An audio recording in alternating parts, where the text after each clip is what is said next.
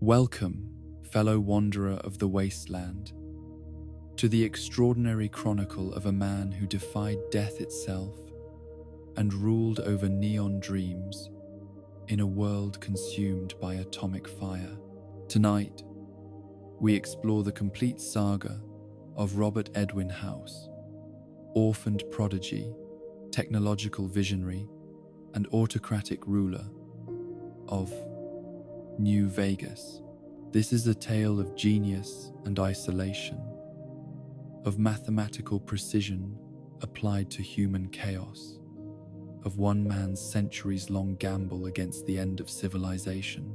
So settle in, make yourself comfortable, and let your mind drift as we traverse the decades together, from the gleaming towers of the old world to the flickering casino lights of the new. Close your eyes when you're ready, and let us begin this chronicle of the house that always wins. The child who would reshape the post-war world with silicon and steel was born into tragedy on a summer day when the old world still believed in its own permanence. June 25th, 2020, dawned clear and bright over Las Vegas, Nevada. Its desert air carrying no hint of the atomic storms that would one day transform the landscape into something alien and terrible. In a private hospital overlooking the glittering promise of the Strip, Robert Edwin House drew his first breath, unaware that fate had already marked him for extraordinary solitude.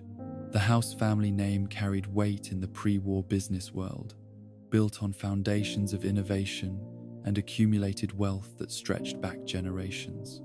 Robert's father had established himself as a successful entrepreneur, his ventures in technology and manufacturing providing the comfortable lifestyle that the American dream promised to those bold enough to seize it. The family estate in Las Vegas represented more than mere wealth.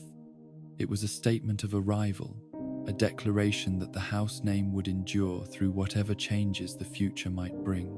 But the future, as Robert would learn throughout his long and remarkable life, had little interest in human declarations of permanence. At the tender age of 2 years, when most children were just beginning to form their earliest memories, Robert's world collapsed with the sudden and inexplicable violence that seemed to follow him like a shadow throughout his existence. His parents, traveling together in one of the innovative auto-gyros that represented the cutting edge of pre-war transportation technology, encountered a lightning strike during what should have been a routine flight. The official reports would describe it as a freak accident, a confluence of meteorological conditions and mechanical systems that created a tragedy no one could have predicted or prevented.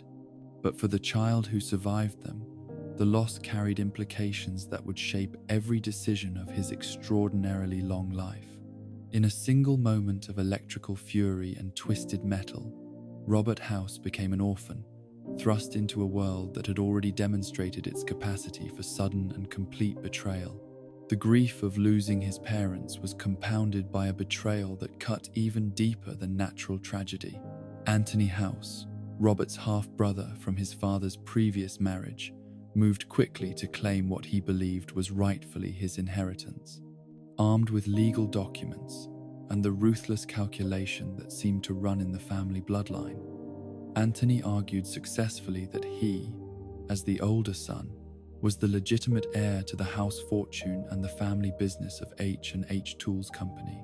The legal proceedings that followed were swift and brutal, conducted with the kind of corporate efficiency that left no room for sentiment or consideration of a child's welfare.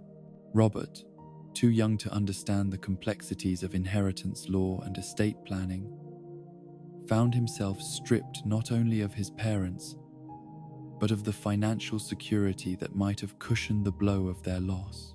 The vast wealth that should have been his birthright passed into the hands of a half-brother who viewed him not as family, but as a potential threat to be neutralized.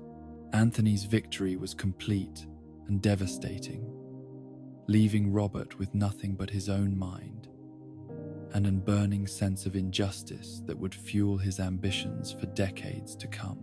The boy who had once been heir to a business empire found himself dependent on the grudging charity of relatives who made it clear that his presence was an unwelcome reminder of claims they preferred to forget. The psychological impact of this double trauma, orphaning followed immediately by disinheritance, created wounds that would never fully heal despite all the success and power that lay ahead. But even in his earliest years, Robert House possessed something that could not be stolen or contested in legal proceedings: a mind of extraordinary power and clarity. The intelligence that would eventually reshape the post-war world was evident from his childhood, manifesting in an almost supernatural ability to understand complex systems and predict their behavior. Where other children played with toys, Robert dismantled radios and rebuilt them with improvements that exceeded their original specifications. Where his peers struggled with basic mathematics, he absorbed advanced concepts with an ease that troubled even his teachers. The Commonwealth Institute of Technology recognized Robert's exceptional abilities and offered him admission, despite his youth and difficult personal circumstances. The prestigious institution, known for producing the technological innovators who drove American industry forward, became Robert's refuge from the emotional devastation of his early years. Within its halls, surrounded by cutting-edge research and brilliant minds, he could forget the losses that had scarred him and focus entirely on the future he would create through his own efforts. Robert's years at the Institute were marked by academic excellence that surpassed even the high standards expected of the institution's most promising students. He absorbed knowledge with a hunger that seemed almost desperate, as if learning itself could fill the emptiness left by his parents' death and his brother's betrayal. His professors noted not only his exceptional intelligence, but his complete dedication to his studies, spending countless hours in laboratories and libraries while his classmates enjoyed the social activities that characterized normal college life. The combination of technical brilliance and social isolation that would define Robert's entire existence was already evident during his educational years. He formed few friendships and maintained no romantic relationships, viewing human connections as potential vulnerabilities that might distract him from his larger goals. The emotional capacity that might have been developed through normal family relationships had been crushed by early trauma, leaving him with a purely intellectual approach to human interaction that treated people as variables in equations rather than sources of companionship or love. But Robert's isolation was not merely defensive, it was strategic. The young man who had been cheated out of his birthright was determined to create his own empire, one that would exceed anything his father had built and dwarf the achievements of the half-brother who had stolen his inheritance. Every hour spent in study was an investment in that future empire. Every technical skill acquired was a weapon in the war he intended to wage against those who had wronged him and the world that had allowed it to happen. The business courses Robert took alongside his technical studies revealed another dimension of his exceptional mind, an understanding of human psychology and market forces that bordered on prescience. He could see patterns in consumer behavior and economic trends that eluded professors with decades of experience, making predictions about technological adoption and market disruption that seemed impossible for someone so young. His fellow students began to regard him with a mixture of awe and unease, recognizing genius but sensing something cold and calculating in his approach to knowledge. The projects Robert completed during his final years at the Institute hinted at the innovations that would eventually make him one of the wealthiest men in America. His designs for robotic systems demonstrated an understanding of artificial intelligence and automation that was decades ahead of current technology, while his software algorithms showed a grasp of computational complexity that impressed even the Institute's most advanced researchers. But perhaps most remarkably, his business plans for commercializing these technologies displayed a strategic thinking that suggested he had already begun planning his conquest of American industry. The day Robert graduated from the Commonwealth Institute of Technology marked the end of his formal education, but the true beginning of his extraordinary career. The young man who walked across the stage to receive his degree was no longer the helpless orphan who had been cheated out of his inheritance.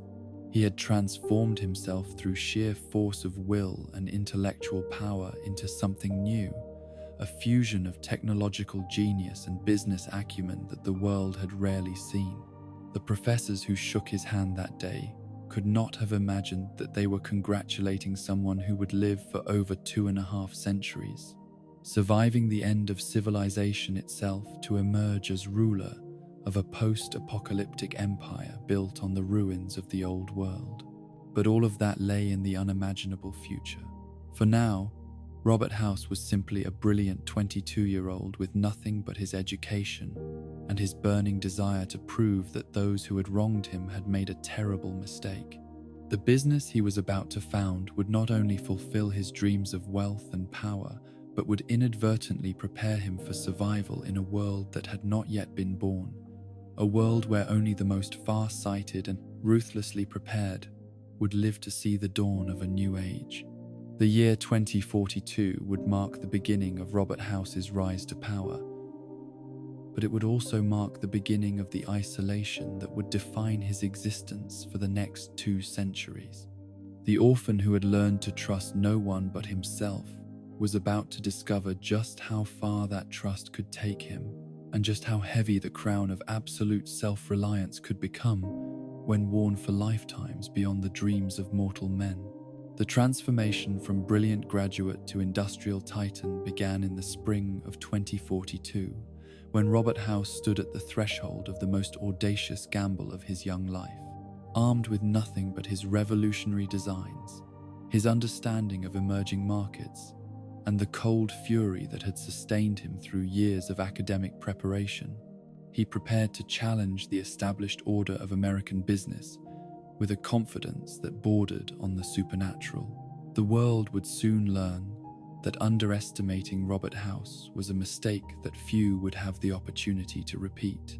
Robco Industries emerged from humble beginnings in a converted warehouse on the outskirts of Las Vegas, its initial operations funded through a combination of personal loans, venture capital, and the kind of financial maneuvering that would become House's trademark throughout his business career.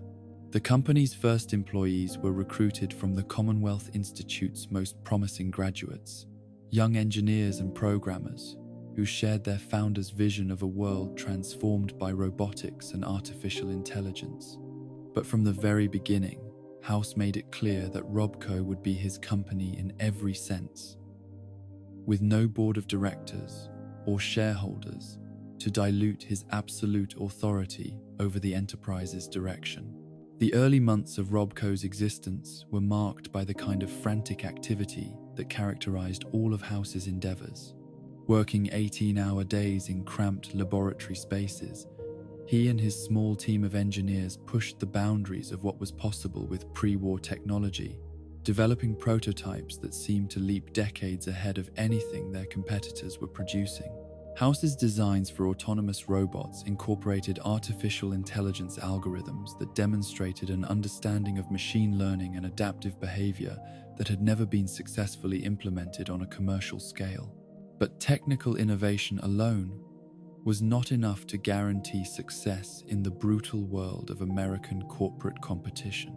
House understood that revolutionary technology was meaningless without the business infrastructure to manufacture, market, and distribute products on a national scale. His strategy combined vertical integration with strategic partnerships, building Robco's core capabilities while forming alliances with established manufacturers and distributors who could provide the resources his young company lacked. The first Robco products to reach the consumer market were industrial robots designed for manufacturing applications, machines that could perform complex assembly tasks with a precision and consistency that human workers could not match. But House's true genius lay not in the robots themselves, but in the software that controlled them. adaptive programs that could learn from experience and optimize their performance over time. Factory managers who installed Robco systems discovered that their productivity increased not just immediately, but continuously, as the machines literally became smarter and more efficient with each passing day. The business world's reaction to Robco's early success was swift and predictable. Established robotics companies dismissed House's innovations as flashy but impractical, predicting that his complex systems would prove unreliable under real-world conditions. Traditional manufacturing executives questioned whether the premium prices Robco charged for its products could be justified when simpler, cheaper alternatives were available from proven suppliers. But as factory after factory reported unprecedented improvements in efficiency and quality after installing Robco systems, skepticism gave way to urgent interest from companies that suddenly realized they might be falling behind in a technological revolution. House's response to this growing demand demonstrated the strategic thinking that would characterize his entire business career. Rather than rushing to expand production to meet immediate orders, he chose to maintain artificial scarcity while continuously improving his products. Each new generation of Robco robots incorporated advances that made previous models seem primitive by comparison, creating a cycle of perpetual obsolescence that kept customers constantly upgrading their systems. The strategy was risky.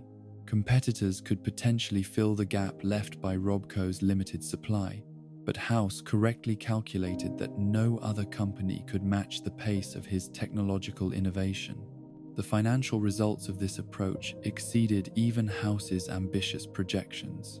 Robco's revenues grew exponentially as demand for its products spread from manufacturing to construction, mining, and eventually consumer applications. The company's profit margins were unprecedented in the robotics industry, reflecting both the premium pricing that House's technological advantages enabled and the operational efficiency that came from his obsessive attention to every aspect of the business. By 2045, just 3 years after its founding, Robco Industries had become one of the fastest-growing technology companies in America. But success brought with it the kind of attention that House had always found uncomfortable and potentially dangerous. Business journalists began writing profiles that portrayed him as a reclusive genius whose innovations were transforming American industry, while competitors tried desperately to reverse engineer Robco's technology and recruit away its key employees. House's response was characteristically calculated. He cultivated an image of eccentric brilliance that satisfied the media's hunger for colorful personalities, while revealing nothing about his true plans or capabilities. The tabloid press found House particularly fascinating, writing breathless accounts of his bachelor lifestyle and speculating about the mysterious circumstances that surrounded his rise to prominence.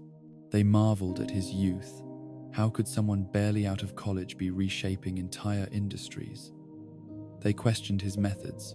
What kind of training produced such revolutionary insights? Most of all, they wondered about his personal life, which seemed curiously empty for someone who commanded such vast resources and influence. The truth behind House's success was both simpler and more complex than the journalists suspected. His technological breakthroughs came not from mysterious genius, but from a combination of superior education, obsessive attention to detail, and the kind of focused intensity that was possible only for someone who had no meaningful personal relationships to distract him from his work. The emotional emptiness that observers mistook for eccentric brilliance was actually the result of childhood trauma that had left him incapable of forming genuine human connections. House's approach to business relationships reflected this fundamental disconnection from normal human psychology. He evaluated potential partners, employees, and competitors purely in terms of their utility to his plans, showing no interest in their personal welfare beyond its impact on their performance. This coldness was masked by the kind of superficial charm that successful businessmen learn to deploy when necessary. But those who worked closely with House gradually realized that they were dealing with someone who regarded them as sophisticated tools rather than fellow human beings. The expansion of Robco's operations through the mid-40s required House to develop new skills in organization and management that tested his ability to maintain control over increasingly complex systems. The company grew from a handful of engineers in a converted warehouse to a multinational corporation, employing thousands of workers across dozens of facilities. Each expansion brought new challenges in coordination and quality control that demanded the same mathematical precision House brought to his technological innovations. House's solution was characteristically ambitious.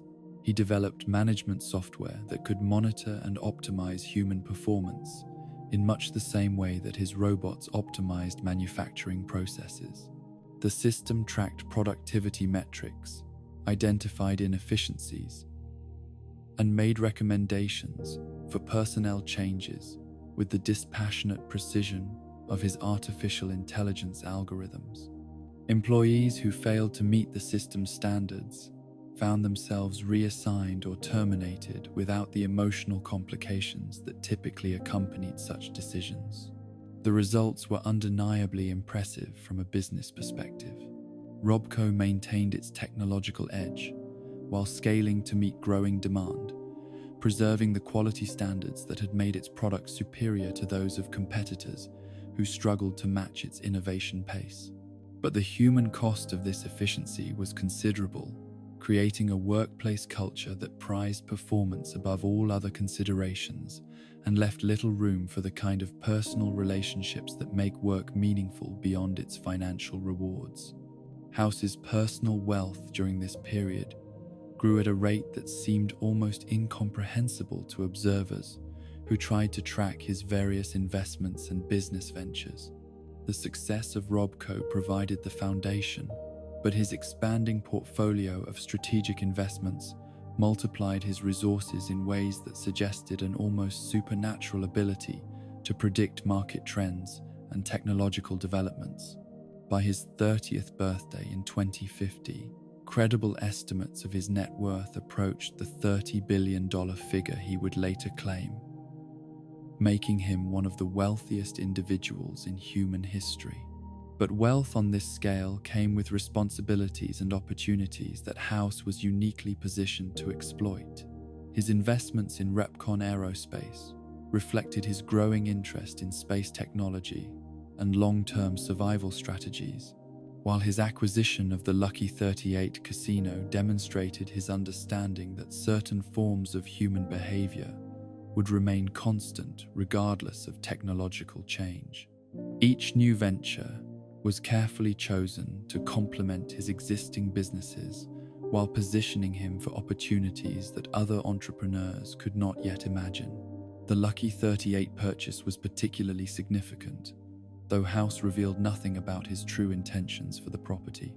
On the surface, the acquisition seemed like a wealthy young businessman's desire to own a piece of Las Vegas glamour, but House's plans for the casino went far beyond conventional entertainment.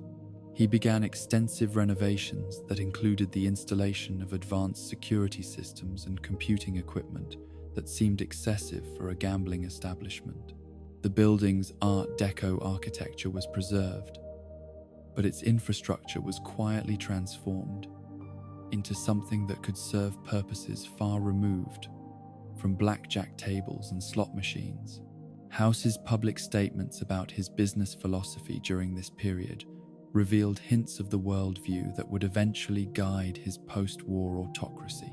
He spoke frequently about the need for visionary leadership in an age of rapid technological change, arguing that democratic decision-making processes were too slow and cumbersome to cope with the pace of innovation. His success with Robco, he suggested, demonstrated the superiority of centralized authority, guided by superior intelligence and long-term planning. These comments were generally dismissed as the arrogance of a successful entrepreneur, but they reflected House's growing conviction that humanity needed guidance from those capable of seeing beyond the immediate concerns that drove most human behavior. The mathematical models that House developed during his increasingly rare moments of leisure provided another window into his evolving thinking about human civilization and its future trajectory. Using the same analytical approaches that had made Robco so successful, he began creating computer simulations that attempted to predict large-scale social and economic trends. These models incorporated vast amounts of data about population growth, resource consumption, technological development, and political stability, generating scenarios that suggested disturbing patterns in humanity's long-term prospects. The results of these simulations troubled House deeply, though he shared his conclusions with no one who might have challenged or refined his assumptions. The models consistently predicted that current consumption patterns were unsustainable, that resource conflicts would intensify as easily accessible materials became scarce, and that technological solutions alone would be insufficient to prevent large-scale social collapse.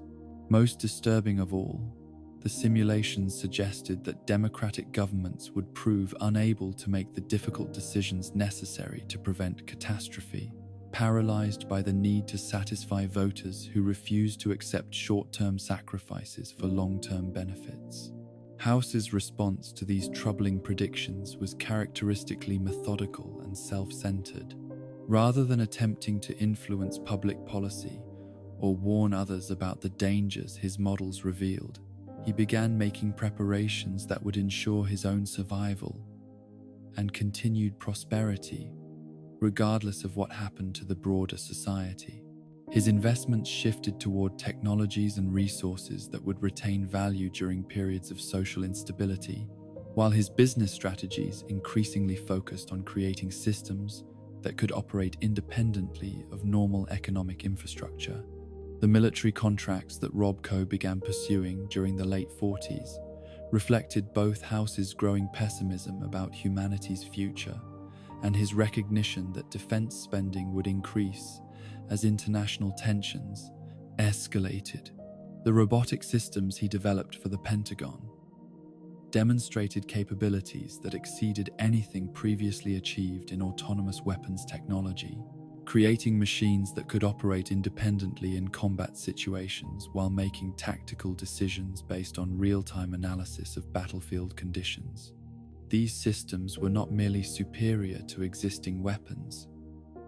They represented a fundamental transformation in the nature of warfare that would give their users overwhelming advantages over opponents still dependent on human soldiers.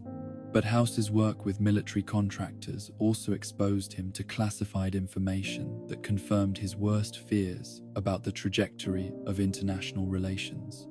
The intelligence reports he was allowed to access as part of his security clearance painted a picture of a world sliding toward large-scale conflict, with nuclear weapons becoming increasingly likely as traditional diplomacy failed to resolve fundamental disagreements about resource allocation. China's military buildup, America's aggressive annexation of Canada, and the breakdown of international institutions all pointed toward a future that would make his computer model's predictions seem optimistic by comparison. The knowledge that nuclear war was not merely possible, but probable, added new urgency to House's private research into survival technologies and long-term planning. He began developing life support systems that could sustain human beings through extended periods of isolation, computer networks that could function independently of normal infrastructure, and defensive technologies that might protect small areas from the effects of nuclear weapons. These projects were disguised as commercial research or academic exercises, but their true purpose was to ensure that Robert House would survive whatever catastrophe befell the rest of humanity. As House approached his 40th birthday in 2060, The empire he had built exceeded anything he had imagined possible during his impoverished youth. Robco Industries dominated multiple markets. His personal wealth surpassed that of most nations, and his technological innovations were reshaping human civilization in ways that would have seemed like science fiction just decades earlier. The orphaned child who had been cheated out of his inheritance had proven definitively that those who had dismissed him had made a terrible mistake. But success had come at a price that was becoming increasingly apparent to the few people who knew House well enough to recognize the changes in his personality and priorities. The brilliant young entrepreneur who had founded Robco with dreams of improving human life had evolved into something colder and more calculating, a figure who inspired respect and fear in equal measure, but seemed incapable of the warmth that might have made his achievements personally fulfilling. The empire he had built was a monument to his genius and determination, but it was also a fortress that isolated him from the very humanity he claimed to want to help. The stage was now set for the next phase of House's extraordinary journey, as the successful businessman would soon be forced to confront knowledge that would transform his understanding of the future and his role in shaping it. The skills he had developed in building Robco would prove invaluable in the trials ahead, but they would also reveal the limitations of a worldview that treated human beings as variables in equations, rather than ends in themselves. The orphan who had become a titan was about to discover that even the greatest individual achievements were meaningless in the face of forces that no single person, no matter how brilliant or wealthy, could fully control or comprehend. The success that had elevated Robert House to unprecedented heights of wealth and influence during the 2050s brought with it access to circles of power and knowledge that few mortals ever glimpsed. But with that access came revelations that would challenge even his extraordinary intellect and transform his understanding of humanity's place in an increasingly unstable world. The man who had built an empire through rational calculation and technological innovation was about to encounter mysteries that defied conventional analysis and forced him to confront the limitations of his own remarkable capabilities. The relationship that would capture the tabloid press's imagination and fuel decades of speculation began in 2058, when House encountered a young starlet whose beauty had made her one of Hollywood's most photographed faces. To the gossip columnists who tracked every movement of America's wealthy elite, the pairing seemed almost inevitable. The brilliant but reclusive billionaire and the glamorous actress whose smile had launched 1,000 magazine covers. But the truth behind their association was far stranger than even the most creative scandal sheet could have imagined. The woman, whose name House never revealed in any of his private records, had agreed to participate in what he described as neurological research of the utmost importance to his ongoing technological development. Their meetings, conducted in the privacy of specially prepared laboratory spaces within the Lucky 38, involved sophisticated brain scanning equipment that House had developed specifically for this purpose. The starlet would dress in various outfits and perform different activities while House's machines monitored her neural patterns, recording data about consciousness, memory, and emotional response that would inform his most ambitious projects. The foreign tabloid that eventually reported on these sessions painted them as the eccentric hobby of a man whose vast wealth had allowed him to indulge increasingly bizarre fantasies. But House's true purpose was far more significant than mere voyeurism or even conventional scientific curiosity. He was attempting to map the fundamental patterns of human consciousness itself, seeking to understand how subjective experience emerged from neural activity and whether that experience could be preserved, transferred, or enhanced through technological intervention. The implications of this research extended far beyond academic interest in neuroscience or cognitive psychology. House had begun to contemplate possibilities that would have seemed like pure fantasy to his contemporaries. The prospect of preserving human consciousness beyond the limitations of biological existence, of creating artificial intelligences that possess genuine awareness rather than merely sophisticated programming, of transcending the mortality that had claimed his parents and would eventually claim everyone he had ever known. The starlet's brain patterns provided crucial data for these investigations, though she herself remained unaware of the ultimate goals her participation was intended to serve. The emotional detachment that House displayed during these sessions troubled even the woman who was their subject, despite the generous compensation he provided for her time and the absolute discretion he maintained about their arrangement. She would later describe to friends the unsettling experience of being studied with the same dispassionate intensity that an entomologist might bring to examining insects, her humanity reduced to patterns on monitoring screens that House analyzed with purely scientific interest. The warmth and charm that had made her a star seemed to have no effect on her enigmatic employer, who regarded her beauty and personality as merely interesting variables in his larger equations. But House's research into human consciousness was only one aspect of a broader investigation into patterns and systems that occupied increasing amounts of his time and mental energy. During the same period that he was mapping neural activity in his private laboratories, he was also developing mathematical models that attempted to predict the behavior of vastly larger and more complex systems, entire economies, political structures, and civilizations. The same analytical approaches that had made Robco so successful were being applied to questions of unprecedented scope and significance. These mathematical paradigms, as House termed them, represented perhaps the most sophisticated attempt ever made to reduce human history and social development to quantifiable patterns that could be analyzed and predicted through computational methods.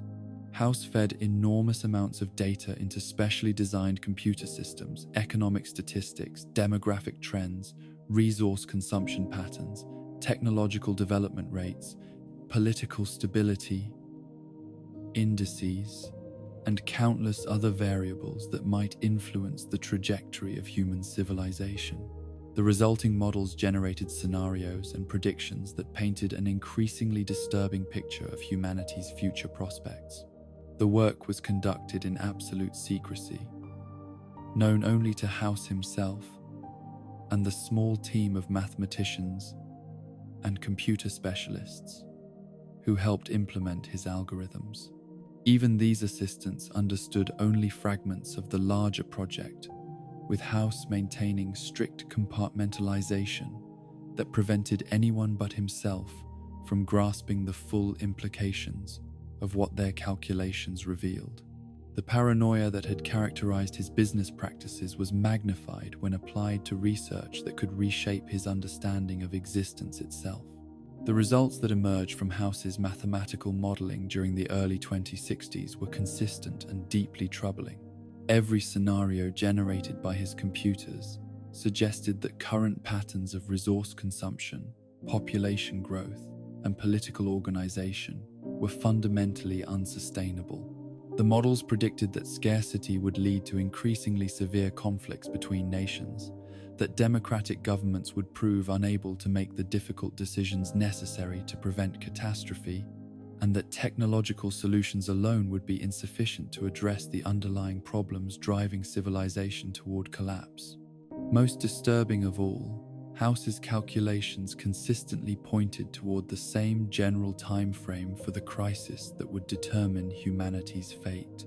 The models suggested that the current international system would face its ultimate test sometime during the 2070s or early 2080s, with nuclear war being the most probable outcome of the tensions that were already beginning to manifest in resource conflicts and territorial disputes. The precision of this prediction would prove to be one of House's most remarkable achievements, though it was one that he desperately hoped would prove wrong. The mathematical paradigms that House developed during this period went beyond simple prediction to explore the deeper patterns that governed human behavior across historical periods and cultural contexts. His models suggested that civilizations followed predictable cycles of growth, expansion, resource depletion, conflict, and collapse, with technological advancement serving primarily to accelerate these cycles, rather than transcending them. The same competitive drives that had made human beings successful as a species, House realized, might also make them incapable of the cooperation necessary for long-term survival. These insights fundamentally challenged House's previous assumptions about progress and human nature. The optimistic faith in technological solutions that had driven his business success gave way to a darker understanding of the forces that shaped historical development. He began to see his own achievements, not as steps toward a better future for humanity, but as temporary victories in a larger struggle that might ultimately prove futile. The empire he had built through superior intelligence and ruthless efficiency was merely one more example of individual success in a species that seemed collectively determined to destroy itself. The psychological impact of these revelations was profound and lasting. House had always been emotionally distant from other human beings, but his research into consciousness and civilization intensified his sense of alienation from his own species. The neural patterns he observed in his laboratory subjects seemed pitifully limited compared to the artificial intelligences he was developing, while the mathematical models revealed humanity as a whole to be trapped in behavioral patterns that made catastrophe inevitable. He began to see himself as perhaps the only person capable of understanding the true nature of the challenges facing civilization.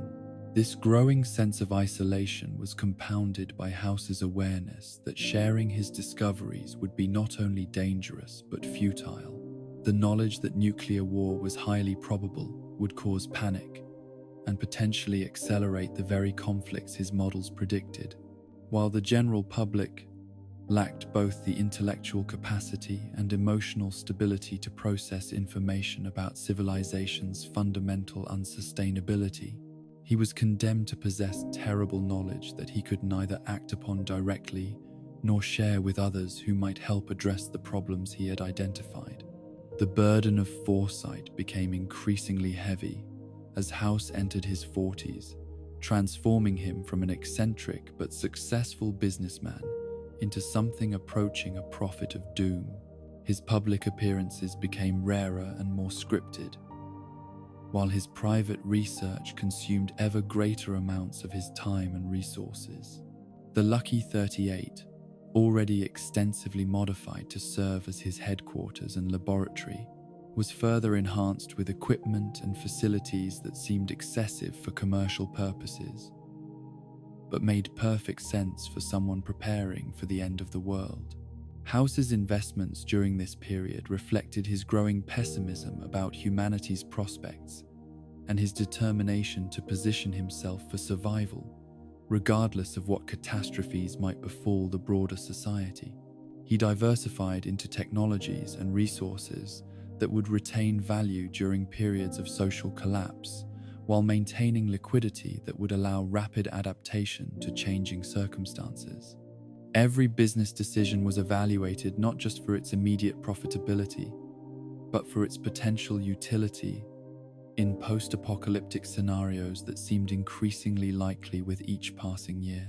The final confirmation of House's worst fears came in 2065, when his mathematical models achieved a level of precision that removed any remaining doubt about the trajectory of world events. The calculations now pointed specifically to the period around 2080 as the most probable time frame for global nuclear conflict, with the factors driving toward war becoming so overwhelming that peaceful resolution seemed virtually impossible. The same competitive dynamics that had made House personally successful were pushing entire nations toward a confrontation that would devastate human civilization. House's response to this revelation was characteristically methodical and self-centered. Rather than attempting to prevent the coming catastrophe through political action or public warnings, he began making preparations that would ensure his own survival and continued influence in whatever world emerged from the ashes of the old one. His research into consciousness preservation and life extension technologies took on new urgency, while his investigations of defensive systems and survival infrastructure shifted from theoretical exercises to practical engineering challenges. The transformation of the Lucky 38 from a luxury casino into a fortress capable of withstanding nuclear attack began during this period, though the modifications were disguised as routine maintenance and security upgrades that attracted no attention from casual observers. House's wealth and reputation for eccentricity provided perfect cover for preparations that would have seemed paranoid or treasonous if undertaken by anyone less successful or influential. He was building not just a shelter, but a command center from which he might guide humanity's recovery from the catastrophe that his calculations suggested was now inevitable. The starlet who had unknowingly contributed to House's research into consciousness transfer would never understand the true significance of her participation in his experiments. The data her brain had provided would eventually enable House to achieve a form of immortality that transcended biological limitations, preserving his awareness and capabilities through technological means that seemed impossible to his contemporaries. Her neural patterns, analyzed and digitized with unprecedented precision, would become the foundation for innovations that would allow one man to survive centuries of isolation while retaining the intellectual capacity necessary for complex planning and decision-making. But the personal cost of House's extraordinary foresight was becoming increasingly apparent to anyone who observed him closely during this period. The man who had once seemed merely eccentric and emotionally detached was evolving into something that barely seemed human, his interactions with others governed entirely by calculated assessments of utility and threat. The warmth and spontaneity that characterized normal human relationships had been replaced by the mechanical precision of his mathematical models, treating people as variables to be manipulated, rather than fellow beings deserving of consideration or respect.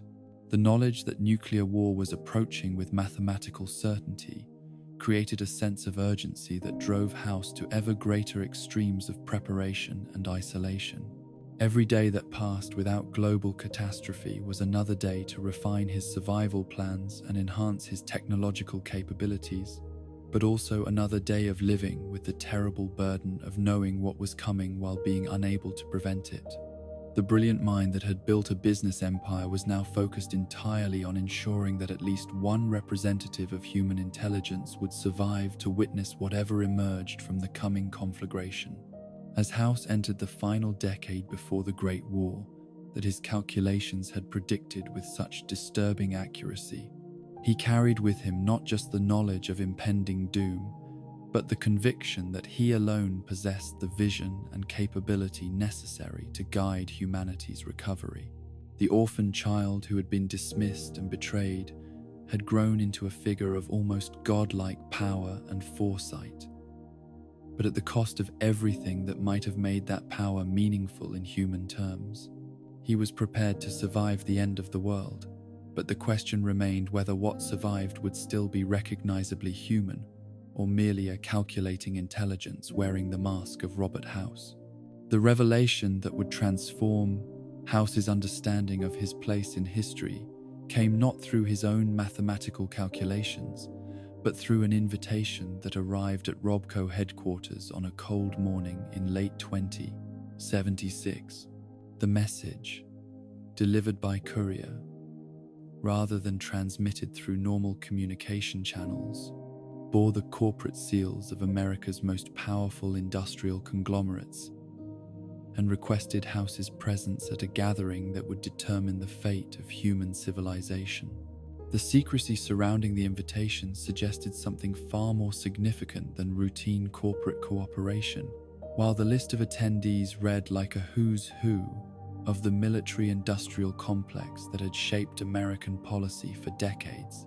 The meeting location was disclosed only hours before the scheduled gathering, directing participants to a nondescript office building in Washington, D.C.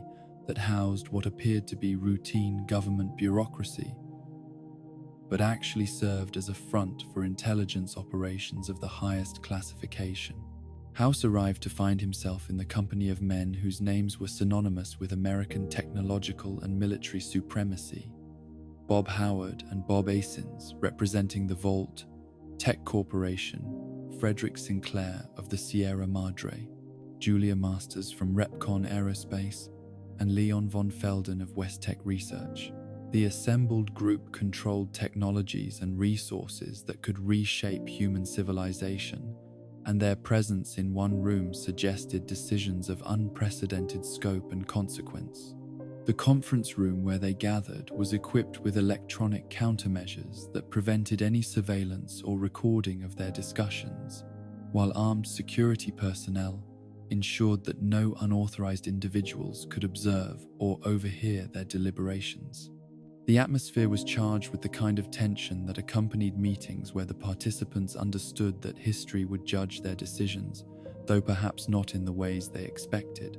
House took his seat with the calm demeanor of someone who had anticipated this moment for years, though even his mathematical models had not predicted the exact form that confirmation of his fears would take. Howard, speaking for Vault Tech with the authority of someone accustomed to making decisions that affected millions of lives, outlined the purpose of their gathering with brutal directness. The resource wars that had consumed international politics for the past decade were approaching their inevitable climax, with nuclear conflict now considered not merely possible, but probable by every major intelligence agency. The question facing American corporate leadership was not whether such a war would occur, but how to ensure that the right people survived it with the resources and authority necessary to rebuild civilization according to their vision. The Vault Tech executive's presentation revealed plans that exceeded even House's cynical expectations about corporate callousness and governmental complicity. Vault Tech had not merely been contracted to build underground shelters for civilian populations, but had been tasked with conducting social experiments that would provide data about human behavior under extreme stress. The vaults being constructed across America were designed not as refuges but as laboratories where carefully selected populations would be subjected to conditions intended to test the limits of human adaptability and social cohesion.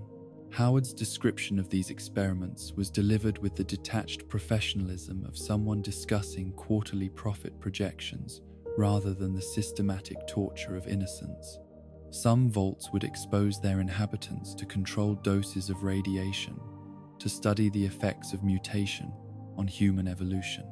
Others would impose social isolation or overcrowding to determine optimal population densities for post-war communities. Still others would test psychological manipulation techniques or drug treatments that might prove useful for controlling populations in the new world that would emerge from nuclear devastation. The rationale behind these experiments, according to Howard, was to ensure that post-war America would be rebuilt by people who understood human nature well enough to create stable societies rather than repeating the mistakes that had led to global conflict. The data collected from vault populations would inform decisions about governance, resource allocation, and social organization that would determine whether human civilization could avoid falling into the same patterns of competition and conflict that had made nuclear war inevitable. It was social engineering on a scale never before attempted, justified by the magnitude of the challenges that would face post-war survivors. House's response to these revelations was measured and analytical, revealing neither shock nor moral outrage at the scope of the conspiracy he was being invited to join. His mathematical models had long predicted that existing power structures would attempt to preserve their influence through whatever catastrophes befell human civilization, and the Vault experiments represented exactly the kind of ruthless pragmatism that such preservation would require. But his analysis also suggested fundamental flaws in Vault Tech's approach that would likely doom their experiments to failure. The primary problem, as House explained to his fellow conspirators, was the psychological impact of prolonged confinement on human behavior and social organization. His research into consciousness and neural patterns had revealed the extent to which human mental health depended on environmental variety and social complexity that could not be replicated in underground bunkers. The populations subjected to Vault conditions would not develop into superior post-war communities, but would instead deteriorate into dysfunctional groups whose data would be worthless for understanding normal human society. House's critique extended beyond technical objections to encompass the entire philosophical framework underlying the Vault experiments. The assumption that human behavior could be optimized through controlled manipulation reflected a fundamental misunderstanding of consciousness and free will that made the whole enterprise counterproductive. The Vault dwellers, if they survived their ordeals at all, would emerge as damaged individuals whose experiences bore no resemblance to the challenges that actual post-war survivors would face in rebuilding civilization from the ruins of the old world. But House's participation in the meeting, despite his objections to specific aspects of the conspiracy, represented a form of complicity that would haunt his conscience for centuries to come. By accepting the invitation and contributing to the discussions, he became part of a cabal that was actively planning to profit from nuclear holocaust while conducting experiments on unwilling human subjects.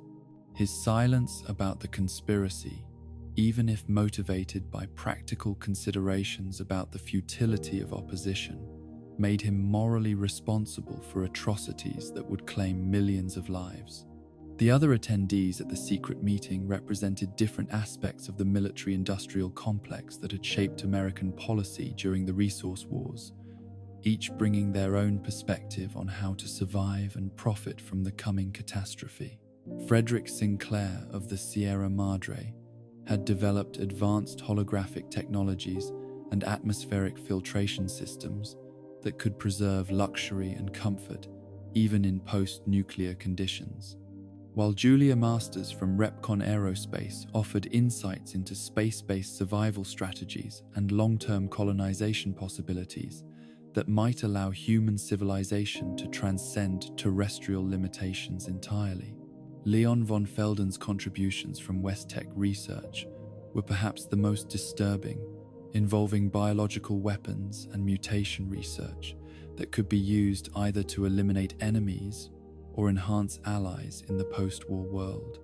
His presentations included detailed analyses of how radiation exposure could be used to create superior human variants while eliminating inferior genetic lines, reflecting eugenic theories that had been discredited by earlier conflicts, but were being revived under the pressure of approaching catastrophe.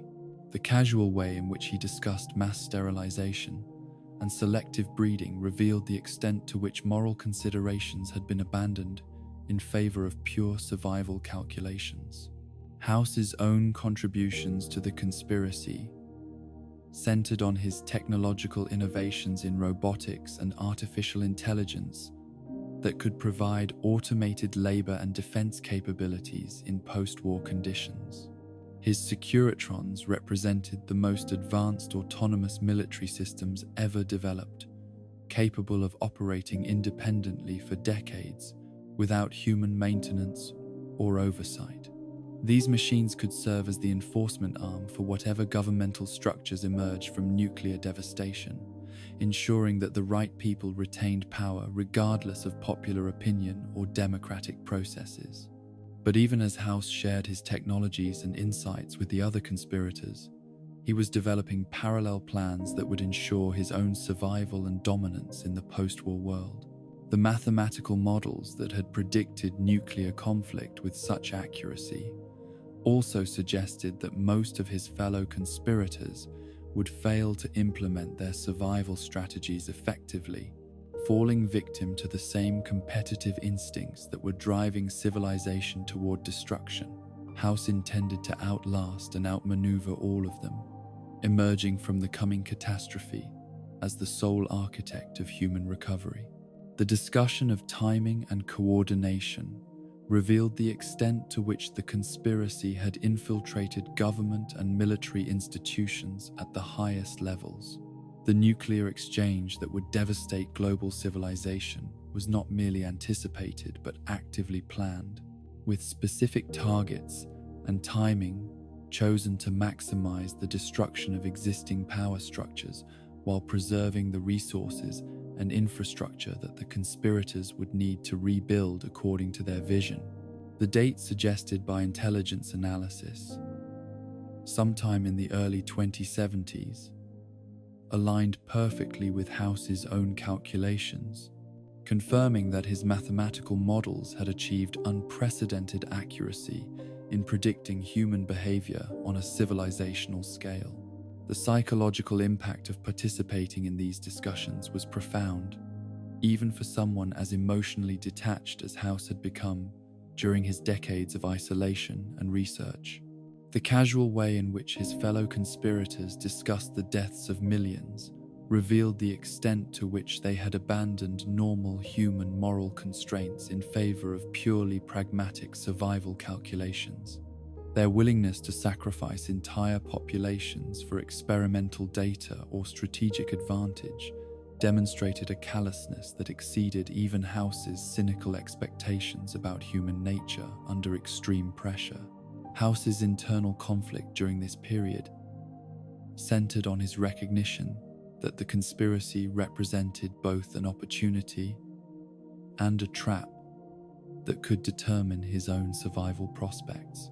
Cooperation with the other conspirators would provide access to resources and information that might prove crucial for weathering the coming catastrophe, but it would also create dependencies and obligations that could compromise his independence in the post-war world. The paranoia that had characterized his business practices suggested caution about trusting allies who had already demonstrated their willingness to betray entire civilizations for personal advantage.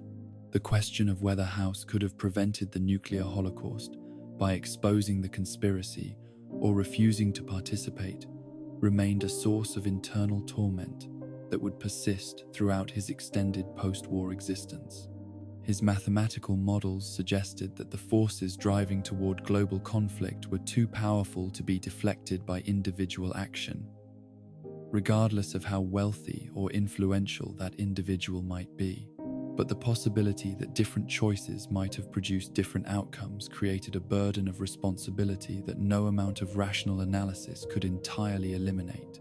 House's ultimate decision to participate in the conspiracy while maintaining his independence reflected the same calculating pragmatism that had guided his entire career.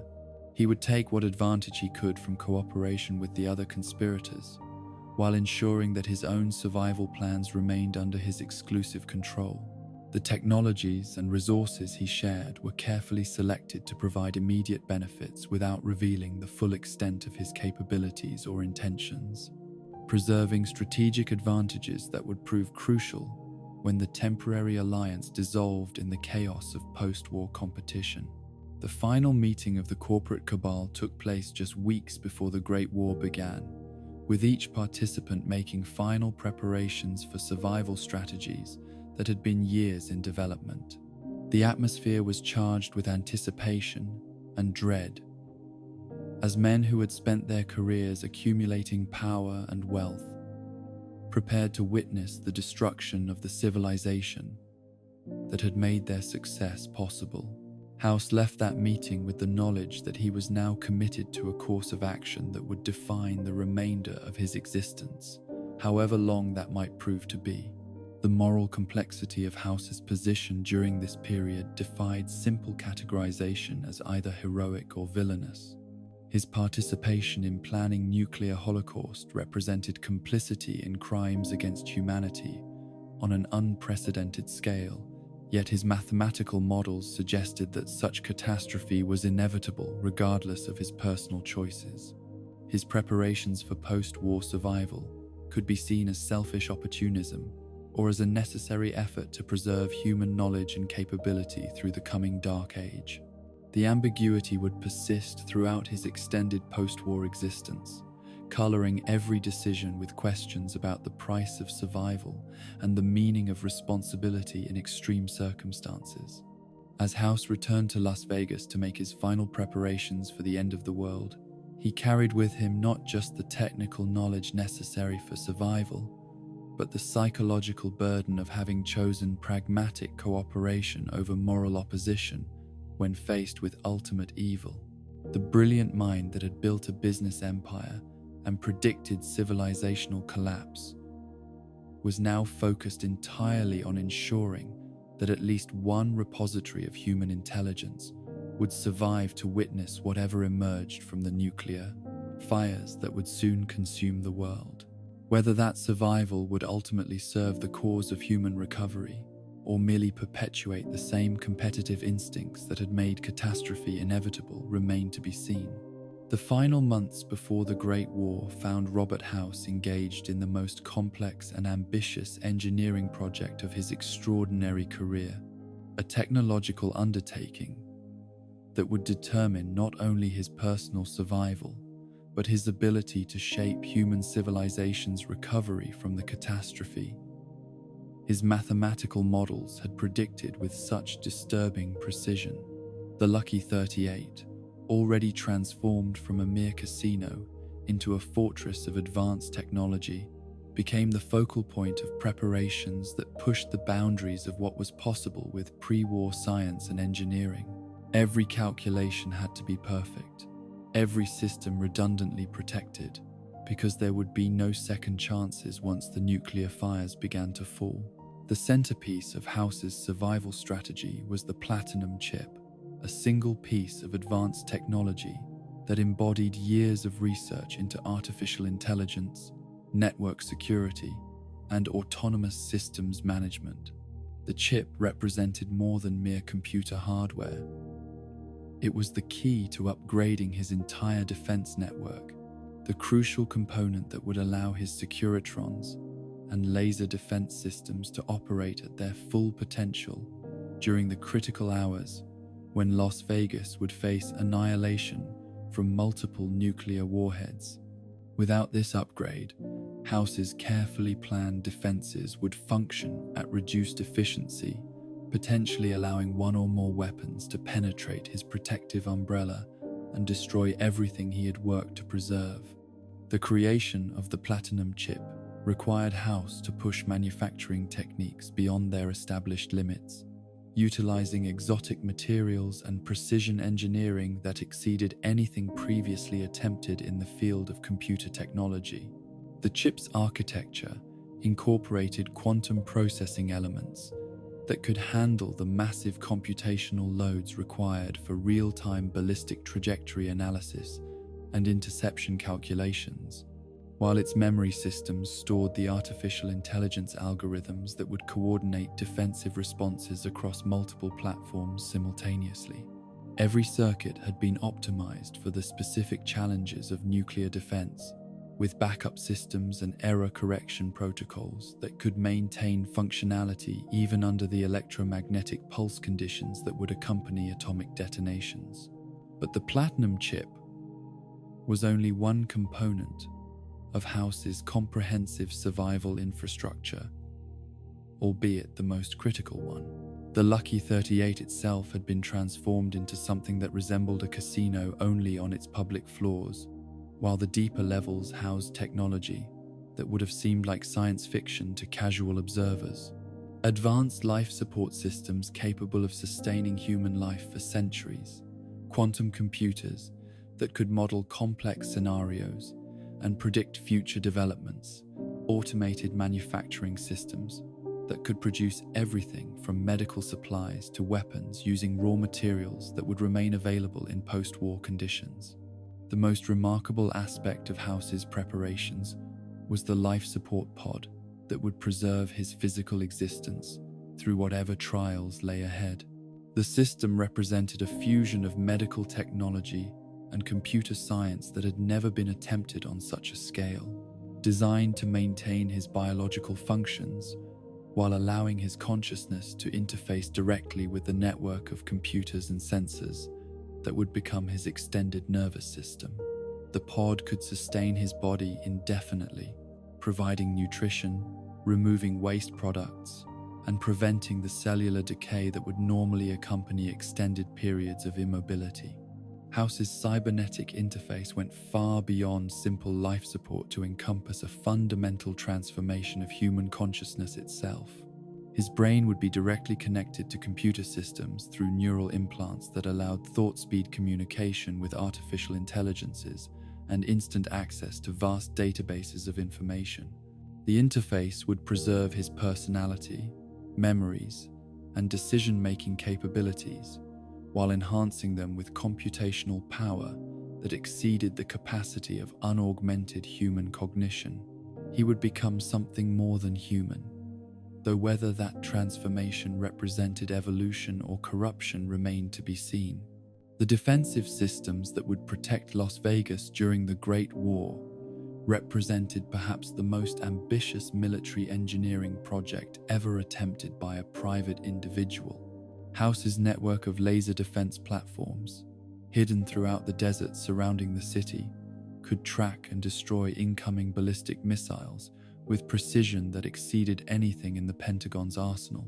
The energy requirements for such a system were enormous, necessitating the construction of a dedicated power grid that could operate independently of normal electrical infrastructure and continue functioning even after electromagnetic pulses had disabled civilian and military systems throughout the region.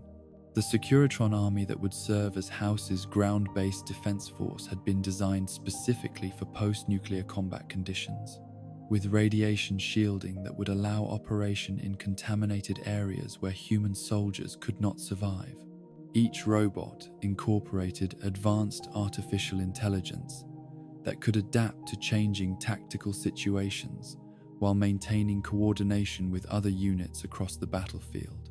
Their weapons systems included both conventional firearms and energy weapons that could be effective against targets ranging from individual raiders to organized military units, providing House with overwhelming firepower advantage over any likely post-war opponents. But House's most complex challenge was not technological, but temporal. The precise coordination required to implement his survival plan during the narrow window when nuclear weapons would be in flight toward their targets. The Platinum chip's delivery and installation had to be completed before the Great War began, because the electromagnetic effects of nuclear detonations would disable normal communication and transportation systems throughout the region.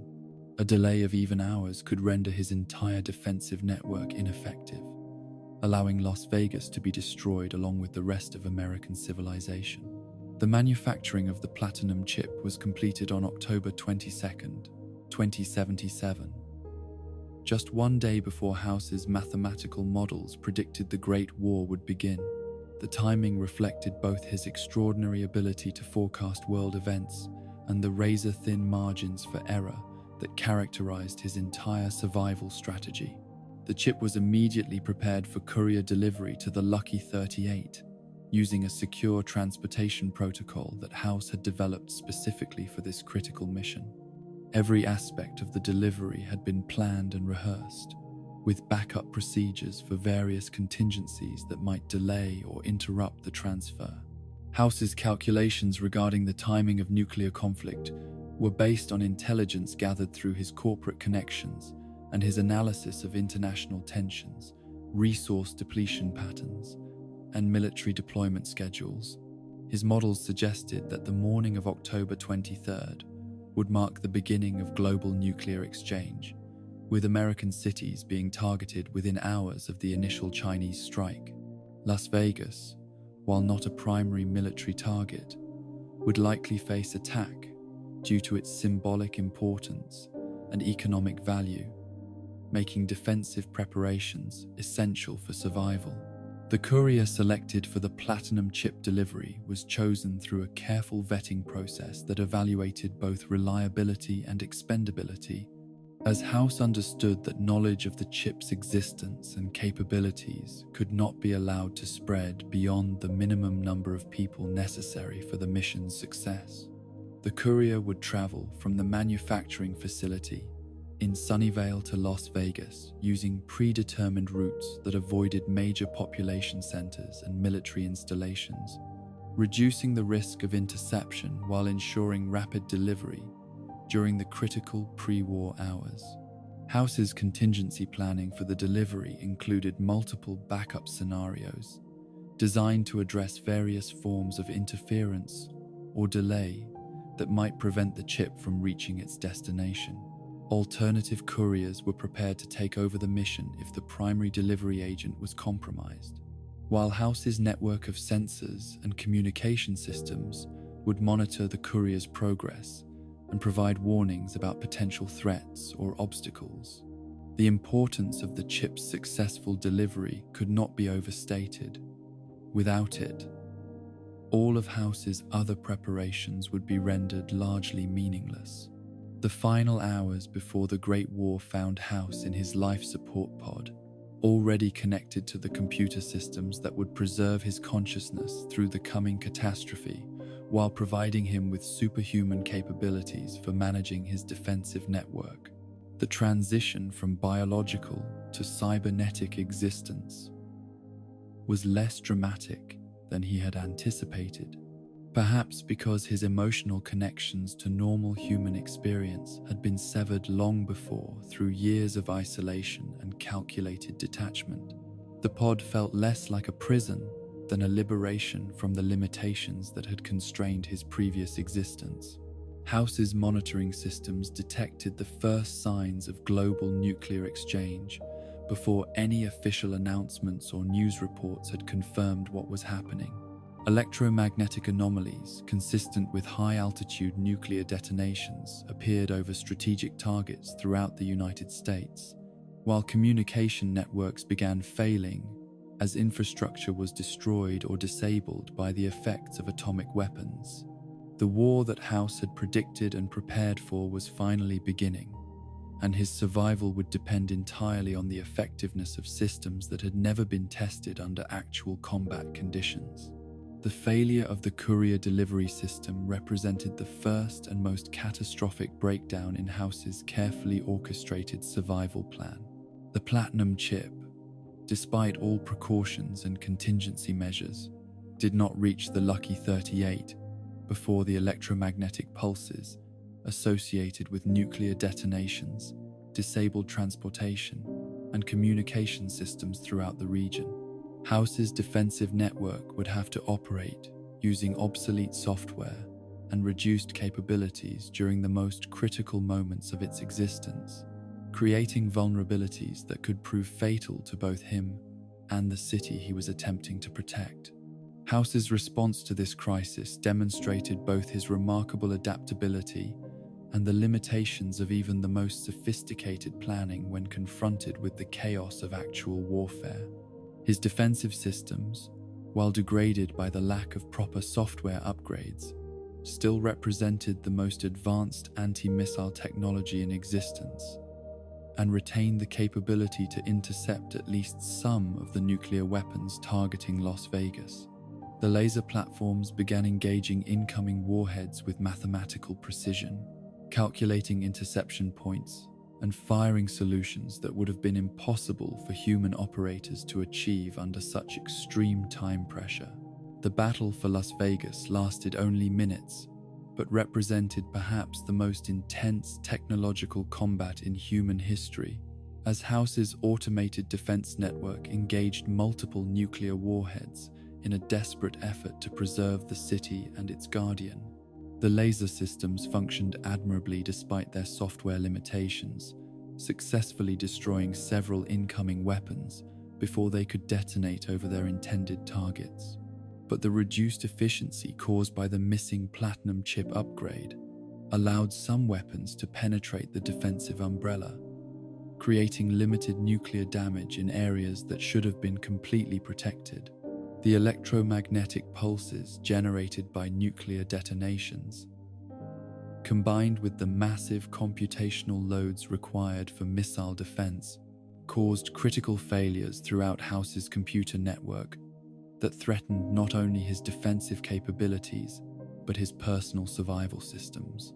The quantum processors that maintained his consciousness began experiencing cascading errors that could have resulted in permanent mental damage or death, while the life support systems that sustained his physical existence struggled to maintain stability as power fluctuations surged through the Lucky 38's electrical systems. House's descent into protective coma was not a planned aspect of his survival strategy, but an emergency response triggered by his medical systems when the failures in his cybernetic network threatened to cause irreversible brain damage. The coma would preserve his neural patterns and basic brain functions while shutting down higher cognitive processes that were consuming too much processing power and generating instabilities in the overall system. It was a desperate measure that would save his life at the cost of rendering him unconscious and helpless for an indefinite period that could last decades or centuries. The irony of House's situation was profound and bitter.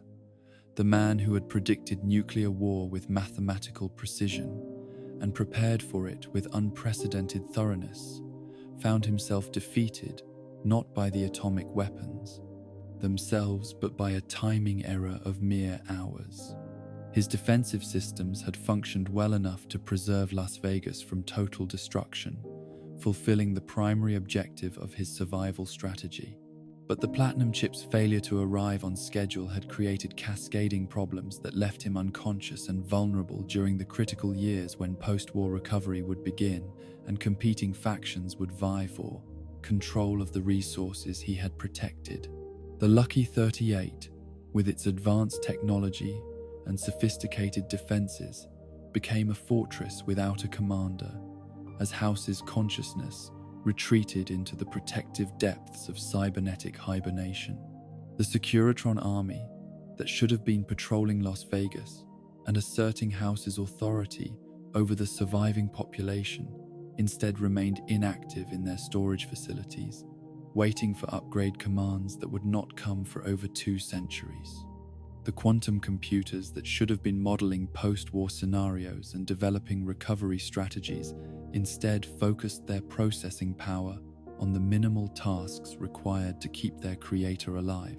House's survival of the Great War represented both triumph and tragedy. Triumph in that his preparations had preserved both his own existence and much of Las Vegas from nuclear destruction. Tragedy in that the timing failure had prevented him from achieving the conscious control over post-war events that his entire strategy had been designed to enable.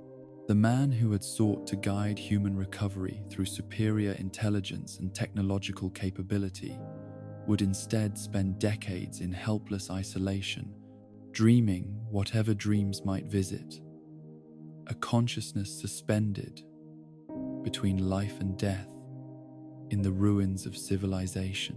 The city that House had protected would survive without its guardian's guidance, slowly being picked over by scavengers and gradually occupied by the kind of wasteland survivors who thrived in post-nuclear conditions. His vast technological resources would remain largely unused, waiting for their creator's eventual awakening and return to active leadership. The empire that House had built through brilliant planning and ruthless execution would lie dormant like its ruler, preserved but inactive, ready to reshape the world if and when consciousness returned to the man who had sacrificed everything to cheat death and survive humanity's greatest catastrophe. The Great War had ended with House technically victorious in his primary objectives but practically defeated in his larger ambitions. Las Vegas still stood, its guardian still lived, and the technological infrastructure for post-war dominance remained intact. But the platinum chip lay lost in the radioactive ruins of the old world, and House himself slept the dreamless sleep of cybernetic hibernation, waiting for circumstances that might eventually allow his return to consciousness and his assumption of the role he had always intended to play in guiding humanity's recovery from the ashes of its greatest folly. The silence that settled over Las Vegas in the aftermath of the Great War was not the peaceful quiet of a city at rest, but the profound stillness of a civilization holding its breath, waiting to discover whether life would return or whether death had claimed dominion over the ruins of human ambition. In the depths of the Lucky 38, Robert House lay suspended between existence and oblivion, his consciousness preserved in cybernetic amber, while the world above slowly began the long process of either recovery or final dissolution. The coma that had saved his life from cascading system failures now imprisoned him in dreamless sleep, leaving his great technological fortress without its guiding intelligence during the crucial decades when the shape of the new world would be determined. The life support systems that maintained House's physical existence during this extended hibernation represented perhaps the most sophisticated medical technology ever developed, designed to preserve not merely biological function but the precise neural patterns that constituted his unique consciousness. The quantum processors that monitored his brain activity operated with mathematical precision, adjusting biochemical levels and electrical stimulation to prevent the cellular decay that would normally accompany such prolonged inactivity. His body, suspended in the nutrient-rich environment of the life support pod, remained essentially unchanged by the passage of time, waiting for the moment when his consciousness would return and reanimate the flesh that had become little more than a perfectly preserved shell. But preservation of the body was only one aspect of the complex challenge that House's medical systems faced during his extended coma. The cybernetic interfaces that connected his brain to the Lucky 38's computer network required constant maintenance and recalibration to prevent the kind of neural pathway degradation that could result in permanent cognitive damage or complete loss of personality. The artificial intelligence subroutines that managed these processes operated according to parameters that House had established before his descent into unconsciousness, making billions of microscopic adjustments to maintain the delicate balance between technological enhancement and biological integrity. The dreams that visited House during his comatose state, if they could be called dreams at all, were fragments of memory and mathematical calculation filtered through the quantum processing systems that sustained his neural activity. Images from his pre-war existence mixed with data streams and algorithmic patterns, creating a surreal landscape of consciousness that bore little resemblance to normal human experience. Sometimes he was the orphan child again, watching his parents' autogyro disappear into lightning-torn sky. Sometimes he was the corporate conspirator, listening to plans for nuclear holocaust with the detachment of someone analyzing stock projections. Most often, he was simply a pattern of electrical activity flowing through circuits that had been designed to preserve intelligence long after the biological systems that created it had ceased to function normally. The world above House's technological tomb underwent transformations that would have fascinated the conscious mind that had predicted so many aspects of post-nuclear civilization with uncanny accuracy. The immediate aftermath of the Great War saw the kind of social collapse that his mathematical models had suggested was inevitable, as governmental structures disintegrated and the infrastructure that supported complex society failed catastrophically. The survivors who emerged from improvised shelters and chance refuges found themselves in a landscape that had been transformed not only by nuclear weapons, but by the complete breakdown of the economic and social systems that had previously defined human existence.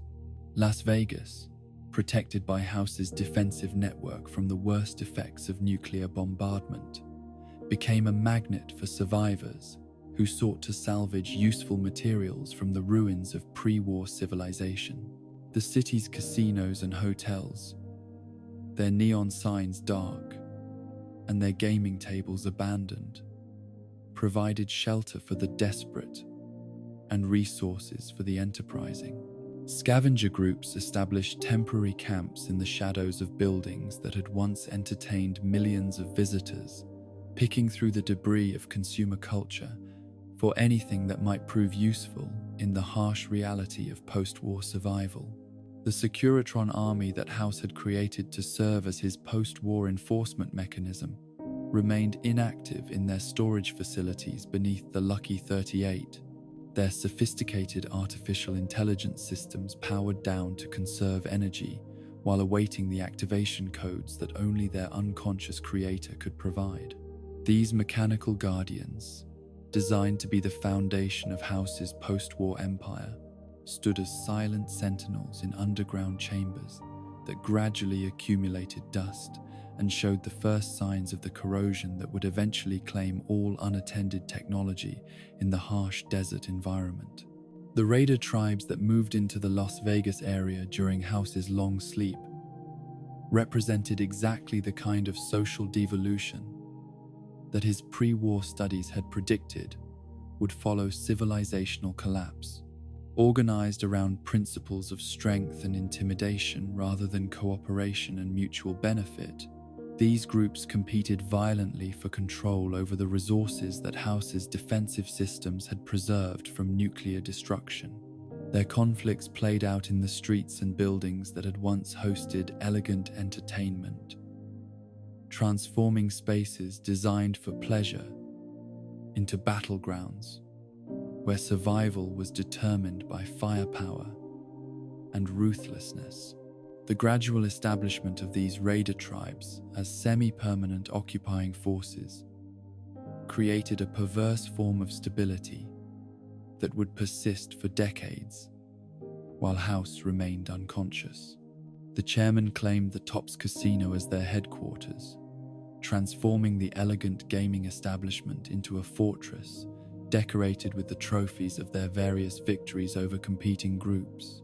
The Omatars established themselves in Gomorrah, using the building's already dark reputation as a foundation for enterprises that would have been criminal even by pre-war standards. The White Gloves took over the Ultralux, their cannibalistic practices representing perhaps the most disturbing example of how far human behavior could degenerate when normal social constraints were removed. These tribal groups, despite their violence and barbarism, served an inadvertent protective function for House's sleeping empire by preventing other, potentially more dangerous factions from establishing control over Las Vegas during his absence. Their conflicts with each other and with outside groups created a buffer zone of violence that discouraged more organized forces from attempting to claim the city's resources. The NCR's eventual expansion into the region would be delayed by decades, partly because of the reputation for danger that the raider tribes created around Las Vegas, giving House additional time for his eventual recovery and return to active leadership. The technological systems that sustained House during his coma required enormous amounts of electrical power that had to be generated independently of the grid systems that had failed during the nuclear exchange.